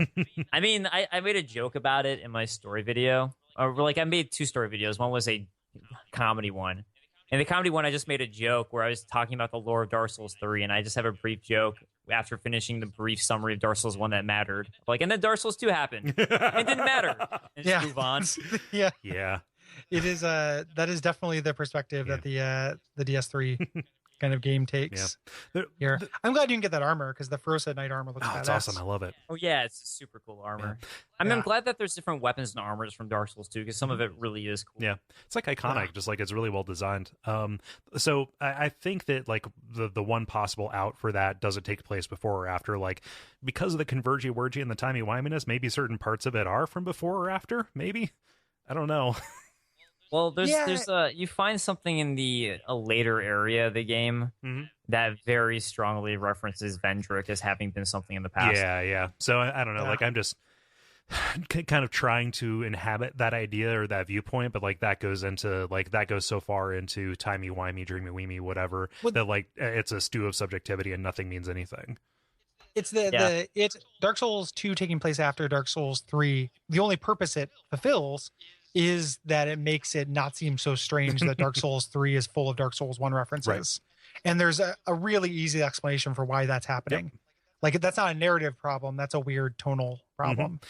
So it solves a tonal problem rather than a story problem. Yeah. If that makes sense. Yeah. And it's definitely not like a viewpoint that I have. I just like, is there anything I can like find to like, find some truth in that?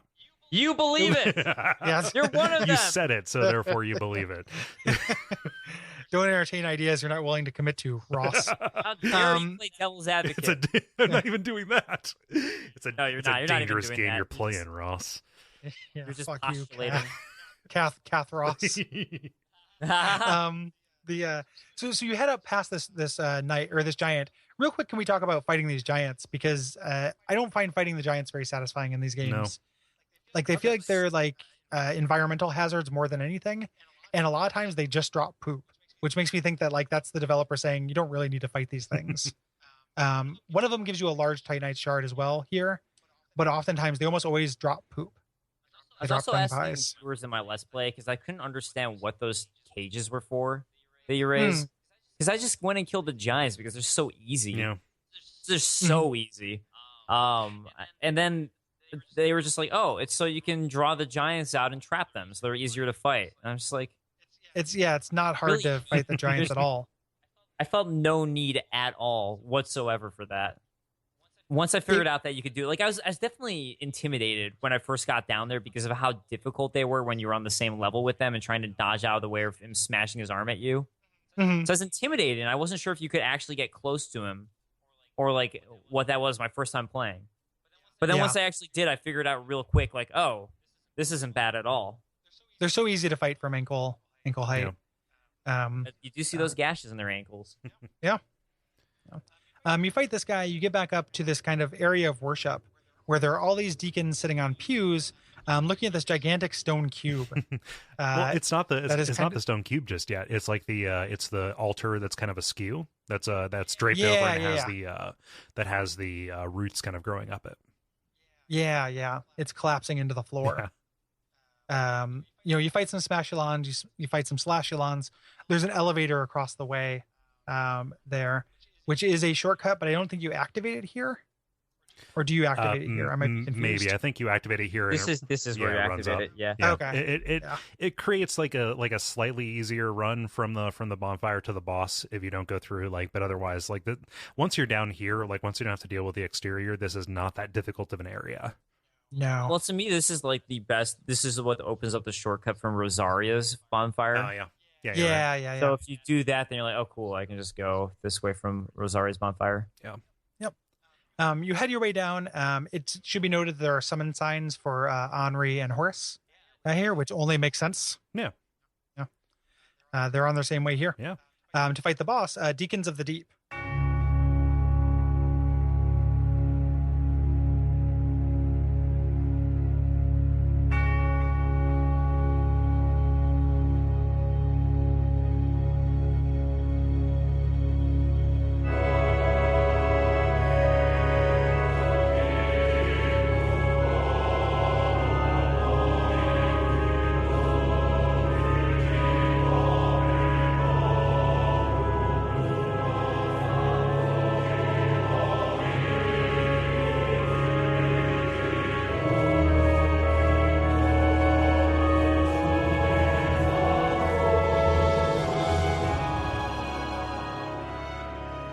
Yay, we found Aldrich. We did. Oh.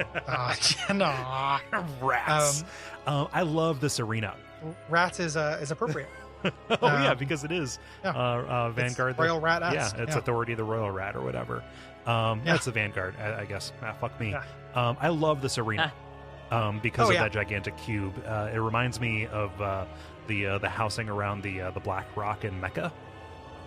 Like the gigantic, the gigantic cube that people pilgrimage toward, and I assume that is supposed to hold the coffin of Aldrich. Yeah. This is definitely where Aldrich was resting. Here, this boss fight. So I've only died to this boss once. After I kind of figured it out, I had it, but it has a lot of cool phases, and it is a neat boss fight where it's a bunch of these deacons and this red soul that jumps between them, and you have to hit that one. That's the only one that does damage. So you kind of move forward, hitting the one that's highlighted. It's not too tricky because the deacons move pretty slowly. They just do normal deacon damage. And if you had a wide sweeping weapon, it is you'll knock them all down. It's no problem. Bowling. Yeah. And another sport thing, this is kind of another expression of the football metaphor that Rom did in Bloodborne. You are, needing to pierce the defensive line to get into the quarterback. Mm-hmm. Yeah, and which moves around. It's they can also all the normal tricks. So parrying and backstabbing works on them as well. So you can do good damage that way. This gets interesting during the second phase. So the music changes when you get to the second phase, which I really love. And Archdeacon Royce appears here, and he gets a couple of fat deacons who can heal him, but there are these other deacons that are the interesting ones. They're kind of hanging out near the side, who start kind of casting this spell into the general arena. This kind of I don't know if it's purple or blue. I'm colorblind. I assume purple because it's deep associated. Yeah, it's purple. It's purple. You're right.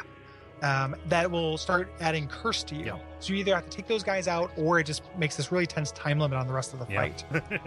Which is great because the first half of it could be construed as being really leisurely. Maybe they're going to take some pot shots at you with some pyromancy, but there's an immediate existential threat that's dropped on you. Yeah, and it never. Or go ahead, Dave. Sorry. Well, I was just gonna say it's also something where if I play through this area, and sometimes I'll not really use the large Titanite shards because I'm saving them for a weapon that I get later on. If you're playing with just a +3 weapon here, it's really easy to start getting towards it breaking because there's so many, as you would say, front linemen that you have to get through in order to even get to the main one and not be completely overwhelmed. Yeah, it is. If you can focus fire and you don't end up fighting any of the kind of lesser deacons, it's pretty easy in all of my run-throughs of it.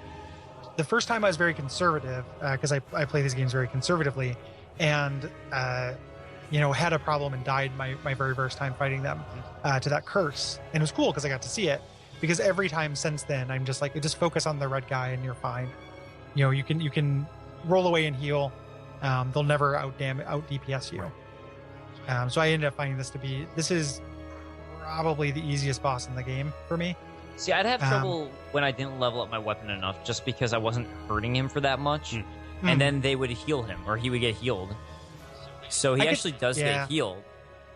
But what I found the easiest way to do it is if you use an alluring skull. It attracts all of them, which is also, I know like a lot of enemies get attracted to the alluring skulls, but I think it specifically makes sense here because if you think about the Deacons of the Deep, who are worshipping Aldrich, they like eating people. So you're like, hey, here's some food. You're throwing a Rice Krispie treat across the room. Yeah. It's a cartoon string of sausages to a guard dog.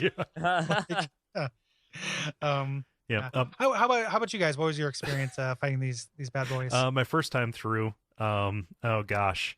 No, it wasn't the first time. This is just a fact that I know from watching a video. You can use rapport on them as well, a rapport rather, which is really neat. I love that they're regular enemies. I like this boss fight an awful lot. Like it's not a downside to me that it's easy. It's not a novel concept, but like it is still like one in this long string of kind of like really interesting boss fights, that we kind of remarked on last time, where they're kind of throwing a bunch of different stuff at you. It's not novel, but it does kind of take a fun boss fight from Dark Souls 2 and evolve it and kind of like add a little bit more nuance and tactic to it that like really works for me in a big bad way. Yeah, I like it too. I just think it's very easy. Yeah. I went the other way first that you could go. The two paths that you can take. Yeah, Fair and Keep. So I went that way. So by the time I got here, I was definitely overpowered for it. So I just breezed through it and I was like, oh, is that it? But when I played through it another time down the line, and like I said, wasn't leveling up my weapon properly, it actually was kind of difficult. So I was like, oh, and I didn't, like the first time through, I didn't even know that they had this purple magic that would curse you if you didn't like stop them from summoning it. So when that started happening, I was like, oh wow, this fight just took a whole new different level by doing it at a different point in the game. So I like that aspect of it, that there's different levels of difficulty depending on when you choose to go here. That's nice. Yeah, it's also nice that this is a relatively easy boss after a pretty difficult area.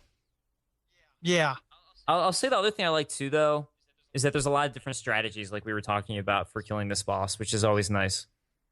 Because then you can have your different play styles, and all of them work to a different effect, which is pretty cool.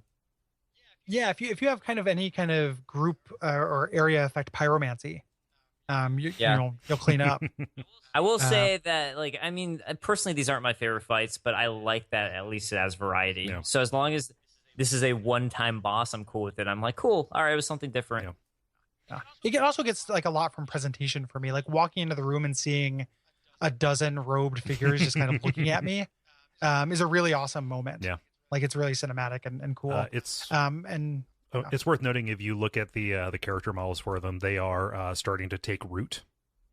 Yeah. They're either their faces or their eyes, or kind of like around their feet. They've got some plantage happening. Yeah. If I ever figure out why people are turning into plants in this game. It might relate to that thing with Dark Souls 2. That might be the one relation where we have the giants returning to trees and almost like they're becoming arch trees in a way.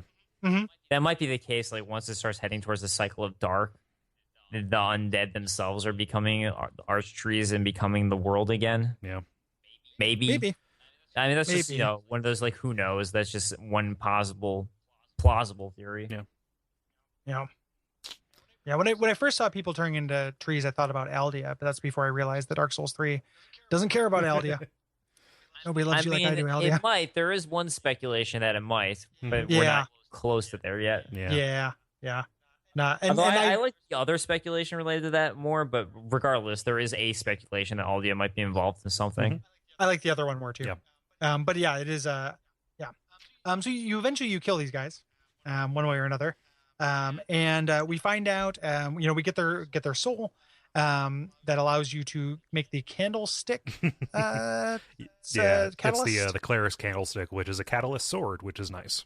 Yes, or deep shit, aka deep soul.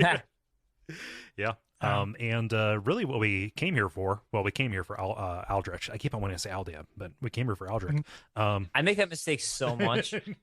I'm writing like videos and all that. I always will accidentally put Aldia and be like, no, it's Aldrich. It's Aldrich. It also doesn't help that autocomplete has learned Aldia, but not Aldrich for me yet. But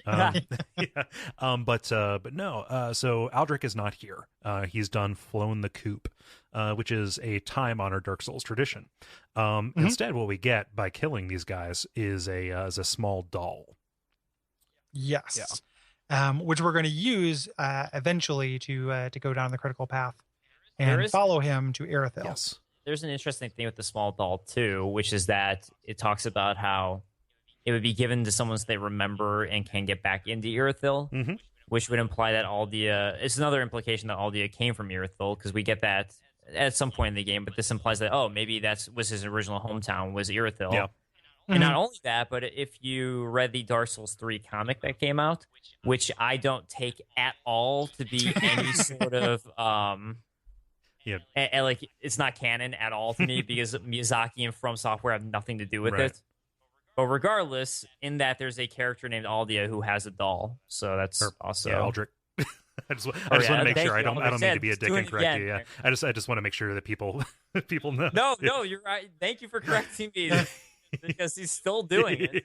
Yeah. The game's been out for 2 months now. Yeah. I mean, I can't cite the actual item where it says, but like or maybe it's dialogue, but it's like, oh, he went home. Is the idea of it? It's dialogue that we get right after this from from Henri, who basically says we chased the wrong lead. Oh well. But yeah, this is like the small doll. If you look at it, it's got the crescent on it, which we will understand is meaningful later on, but also resemble some of the grave markers that we saw on the Road of Sacrifices. And yes, this is kind of like given out by Pontiff Sullivan. To his favored. Wherever you go, the moon still sets in Irithyll. Wherever you may be, Irithyll is your home. Yep. And the other thing that we get here too is if you warp out and go back, you get the Archdeacon set. And interestingly, every single item in the set references a different Archdeacon. So we find out about all 3 of them now. It's like the traveling pants. Like they all wear different. They trade clothing a lot. Yeah. It's like, whatever. It's the same thing. You can wear my pair today. So we find out Archdeacon Royce is the one that we were fighting here. That's who we killed, because he decided to stay behind and wait for Aldia or Aldrich to come back. Yeah. Yeah, to come back. He's like, Aldrich will come back at some point. We'll just hang out here and keep the Cathedral of the Deep nice and deadly and full of horrible things for him. And then Archdeacon Klimt, we know, went and joined Rosaria. And then we find out about this other Archdeacon, McDonald, who went and joined Aldrich to whatever he was going to go to. And we don't know much about him yet, except for that. We learned about McDonald that he, from a couple of spell descriptions as well, he's one of the primary, like, deep miracle kind of like craftsmen kind of guys. What I love about that, so the you learn about the different archdeacons by which item they cast off as they kind of like shirked their duty of being delegates of the gods. So one McDonald cast off his white crown and left the cathedral to stand by Aldrich, and so this is the hat. Yep. Oh, interesting. They all got rid of something. Yeah. And we'll meet McDonald soon enough. Another thing that's worth talking about too with the Deacons of the Deep is that we now have these new deacons in this area, where first they were just these smaller ones, but now you have 3 different sizes. Oh yeah. And that also goes along with this idea that Aldrich, damn, now it's just stuck in my head. That Aldrich had this whole thing where eating was really good. He was basically a glutton, really. Yeah, I mean, and now we're seeing these really obese deacons, and it's like, well, those were probably, and they take more hits, and they probably are more powerful in rank, if you think about it, because that's probably what he favored. They've supped upon more of the flesh. Yeah. They kind of get a little bit of the Innsmouth look. A little bit. They look like Dark Corners of the Earth NPCs. Yeah. If you look at them. I didn't realize until now, as we were talking about, but it's very obvious that this is an echo of the Gaping Dragon and the Covetous Demon. That so much eating can like transform you into something vile. I didn't even think about that, but you're absolutely right. Yeah. Miyazaki slipping in the hints there. And we should note that this is mandatory. So it feels like a dead end, and we need to get this doll. So if you'd gone the other way, you would eventually just ran into a fence. That this doll is going to help us with. For me personally, this is where I come to have some gripes with the Dark Souls 3 world design. Yep. And it's fine, right? And like, I mean, these areas are so giant. It seems like that was their goal, was to have all these giant intertwined areas within themselves. Mm-hmm. So the level designs we were talking about is brilliant within the Cathedral of the Deep. But unlike Dark Souls 1, it doesn't have brilliant world design. Yeah. So to me, I feel like the individual level design in Dark Souls 3 is really well done, but I don't necessarily love the world design of the game. Yeah, it's the difference between inter-level design and intra-level design. Yeah, it's really good intra. Yep. But I mean, some people would be fine with it. And Yeah. there's nothing wrong with it. It's just a preference. But to me, I tend to prefer inner level design, I suppose. Mm-hmm. Where everything else is connected to each other. But yeah, so you come to this dead end and you're like, all right, well, I guess I gotta go back. Yeah, it is a coin toss whether or not you're going to have a frustrating like moment of friction. There really isn't one because of the warping, but like there's still that like a initial emotional response that you're likely to have. You know what though? If there wasn't warping, you'd go back and you find Siegward and you'd be like, oh shit. How long have you been down there? I always wonder when warping, because that was a big thing in Dark Souls 2, is that I feel like warping was added late, you know, specifically because of a couple shortcuts where I'm like, oh, this only makes sense. Not even just the shortcut, but that one NPC who unlocks the entire way to a branch of the game for you. Lucia. Yeah. Like she only goes, like there's no reason to backtrack to that area in Dark Souls 2 at all. Yeah. Yep. So it makes me feel like in Dark Souls 2, warping was added kind of late. Here, the evidence that you couldn't warp from the beginning really is just the fact that they make you backtrack with NPCs so often. So maybe those two things were completed at different kind of stages of production. I feel like you could, just based off of an item description we get later from about the bonfires. Mm-hmm. To me, that it seems like that was always the goal with them because that item description. And it's really only the NPC quest lines, like because of all this dead ending that we get. It's just like, well, it's just design wise, it'd be frustrating if you had to backtrack. It's just because I'm glad that you don't have to backtrack. I would have preferred with this world. I don't want to backtrack, right. You know, but it does mean that some of the NPC kind of signaling and stuff is sloppier than I would have liked. There are some shortcuts though in Cathedral of the Deep I feel like are kind of pointless. As good as a lot of the wraparounds are, there's some really good ones. All the ones that lead back to the bonfire are really good. Mm-hmm. But the front main entrance door that you open up, when I finally opened that up, and I was like, oh, cool, I found it. So what? Yeah. I was excited at first, and I realized, like, I'm never going to use this. Yeah. Yeah. I found it. I opened it up, but it's kind of a so what moment. Yeah. I don't know. Maybe that is that is a reflection or a preview of the disappointment that you're going to get when you ultimately get to Aldrich's tomb. Yeah, and I'm only being like half facetious. Like maybe like I don't know. Like that's a read. It's not one that I hold genuinely, but it's there. It is pretty cool. It's still a bad shortcut. It's something I wonder, right, with the intro of the game when we see Aldrich coming out with all the goop and slime. It doesn't look like this is the same tomb that we see him coming out of. I think in the intro he's coming out of the Cemetery of Ashes. That's what it looks like to me. Yeah. It seems like all of them come from the Cemetery of Ashes. So it's kind of the same thing with Yorm too. Like that cutscene was probably likely designed at a different time in production too. Well, I feel like there is a reason for it though. I think like they all left, right? Mm-hmm. That's the point. Is they were all like, fuck this shit. They abdicated. So I think that they do come from the Cemetery of Ash. There are some cool clues within the intro that you don't notice unless you start watching after finishing the game and really thinking about it. But I think it's like Gwyn's coffin, right, in Dark Souls 1, where it's not like he was ever there. They just had this giant, almost ceremonial coffin for him. Mm-hmm. Yeah. So I wonder if that's the case for Aldrich's coffin. Maybe. Yeah, maybe. Yeah, for I mean, sure. it's big enough for a giant blob, though. Maybe he was never there. Yeah. I was just surprised that the intro version of Aldrich, like I understand why they don't show him as he looks in the game because that's a major spoiler. Yeah. But they don't show him, like we never really fight or find anything that looks like the version that is in the intro. You know? That's pretty tough for me too, making more videos. I was like, I want something to visually show him, but I don't want to show the end until it makes sense. Yeah. It is tricky, and we're skirting dangerously close to spoiling too much with that already. So we should stop talking about later Eldrick. He does. Yeah, it is. Yeah, so that's more or less it for the Cathedral of the Deep. Like probably the biggest Souls area. One of my favorite in this game. From a You have purely the note like level about Honoree design. here that we just glazed over, but after this point, this is when Honoree tells you, yeah, he went to Irithyll. That's where he's at. Yeah. So it's like it's It is. confirmed both through the doll and Honoree as well. She gives that dialogue to you. If you go back to Firelink Shrine, she's hanging with Horus, and she's like, "This is our next destination. Right. You gotta go to Irithyll." Yep. And she got her own copy of the doll apparently. But still no Lords of Cinder. Yeah, we're pretty far in. We're gonna fight our first one in the next episode. Yeah. When we actually go down that ladder and go to Farron Keep, which we have a guest lined up for that I haven't been able to nail down the schedule. It's awesome if we can get him on here. So I'm really hoping it is the case. Yes, me too. So that's more or less the Cathedral.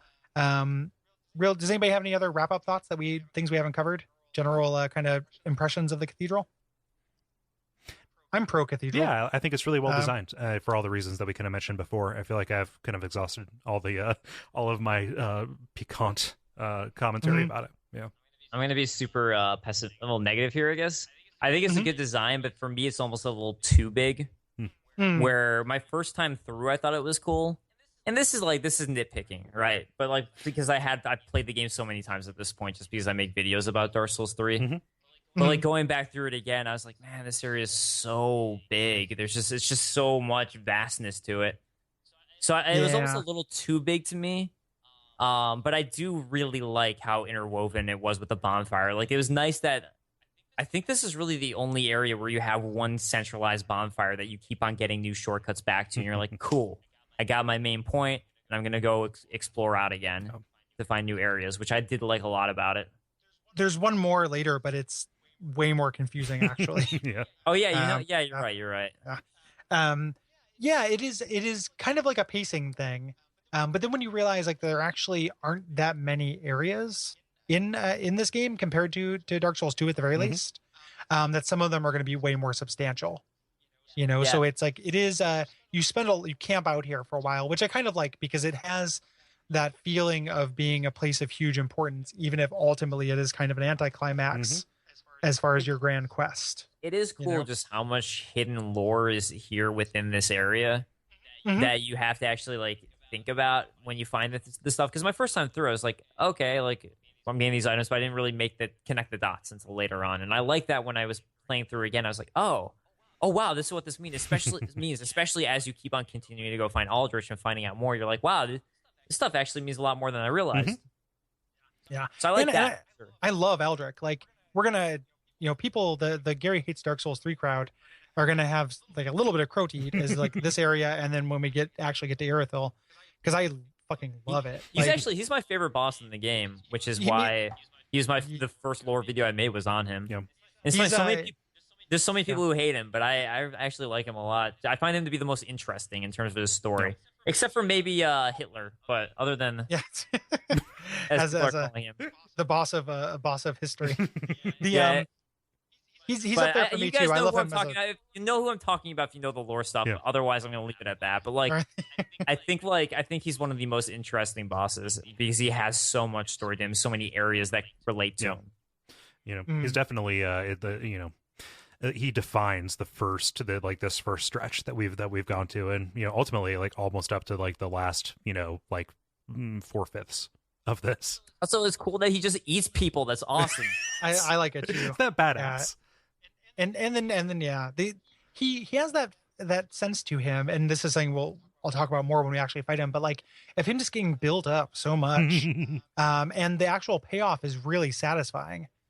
Like in a way that not a lot of the bosses in this game do for me. Like where like they have this mythic status, and there's this corridor right in the middle of the game where you're fighting these enemies that have this kind of like mythic status where you've gotten to know them through the environment and stuff. That reminds me of Dark Souls 1. Like you hear rumblings of Seath way before you meet him.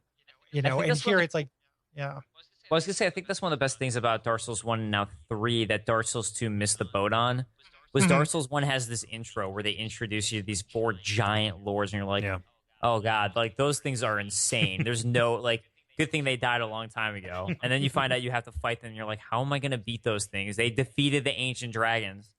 And they did the same thing now with Dark Souls 3, where they introduce you right away to like these giant Lords of Cinder, who aren't necessarily as crazy insane in the sense that they fought this huge war, but you're already introduced to them right off the bat, so they're built up in your mind a little bit better for when you're going to eventually encounter them.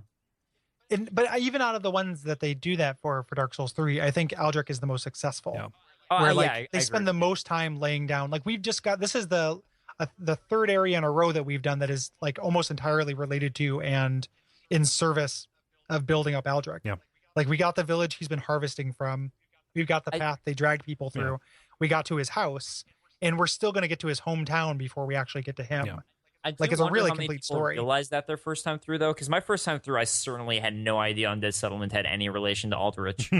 And the Road of Sacrifices, I only knew because it was mentioned through Hawkwood. Yeah, but I didn't know just that. I didn't realize that those carriers were bringing people to Aldrich. Yeah, I just was like, oh, I guess okay, all right. They brought sacrifices to Aldrich. That's cool through this road. Yeah. But I didn't know, I didn't get that connection until I finally started getting those item drops from the evangelists and being like, oh, like they're over here doing this thing, and started putting those pieces together. Yeah. It's just like my first time through, I just did not at all know that. Yeah, Aldrich is definitely central to like the main story of why the world in the game sucks right now. Like a lot of the other stuff that we find, like almost feels like incidental, like on the way to him. Yeah. Very cool. Dave, thanks again for joining us.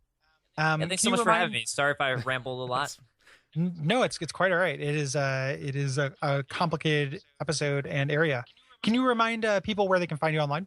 Yeah, if you enjoyed hearing my as I hear on my lore videos a lot, incredibly horrible voice. No.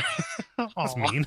I don't know. That's like a comment I get every so often. But if you enjoyed me, check me out at Dave Control on YouTube. I do a lot of Dark Souls 3 lore. I do comedy one-off stuff too, and I don't know. Check out my fun comedy super shows. I put a lot of work into them. Yeah. I like making them. I hope you enjoy watching them. Yeah, recommended. Thank you very much.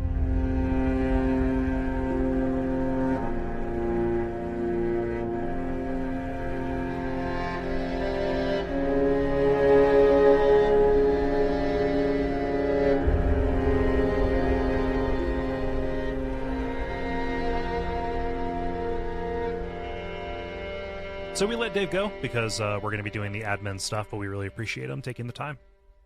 Absolutely, yeah. Genuine recommendation. What a nice guy. Like every time we've had him on and when I met him in person, like he's a real sweetheart. Yeah. I like him a lot. So as we mentioned, we're doing Fair and Keep next time. If you have things to say about Fair and Keep, hit us up at Duckfeed.tv/contact. We really do appreciate it. If you want to support the show, if you like the show, the best way to support it is to go to patreon.com/Duckfeed.tv and give us a couple bucks a month. Yeah.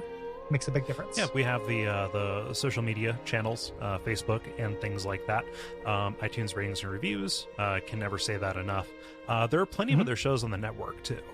Something that we want to make sure people understand. Like if you are bummed out that in between our kind of main episodes, the appendices just aren't enough. We have shows on the network like Watch Out for Fireballs or Abject Suffering or any number of like really great stuff that relates to video games and other things. That if you're hungry for more, there's a lot of it, and we stand by it. We really enjoy it. Yeah, you probably like video games in general. You probably don't just like Dark Souls. If you were just like, man, why does Bonfireside Chat only come out every week? Like, brother, there are like 150 episodes of Watch Out for Fireballs or something like that, just waiting for you to devour, which are about old games. But that is it's a similar treatment. And I think you'll like them. Yeah. So give it a shot. The recommended approach, like that's not something you need to listen to from the beginning. Just look through the list of episodes and find a game that you like, and start there. A game that I suppose would be the better way to put it. Something you're familiar with, and then kind of a hunt and pick from there. Yeah, and if you absolutely have to have a Souls connection, we did Castlevania 1, we did Castlevania 3. We did a special on game books where we talked about Sorcery, which was a book that inspired Miyazaki. To make Dark Souls. So there are some Souls connections if you need that as an entry point, but just choose a game you like And like, come on, you like Super Metroid. Everybody likes Super Metroid. Just find something you like and give it a shot. Yeah. And so we think you'll like it. And that's on a similar schedule too. Like we have new episodes coming out every other week. Like we just finished up like a 4-episode series on Fallout New Vegas. Which is pretty good. And I don't want to like put too hard of a sell on it, but like I want more people who listen to this to listen to that. Yeah, or at least check it out. Like if you checked it out and it's not for you, that's fine. But give it a shot. Yeah. That would we really appreciate it. And so until next time, what should they do? Just another thing, another plug. I streamed Echo Night Beyond. Oh, there you go. So if you go to youtube.com/Duckfeed.tv, you can find that playlist. I've been doing more like horror game streams. Those are really fun to do. When I'm looking for an excuse to play games for fun. And I can't do that without having a network connection. But yeah, Echo Night Beyond, it's a From Software horror game from 2004 that nobody knows about. And a lot of people were kind of like surprised and pleased by what they saw. So that is a complete playthrough over there. Check that out. Yeah. After they do that, what should they do? Curiosity will be the demise of you kittens, or whatever Patches says. Yeah, there we go. Umbasa. Umbasa.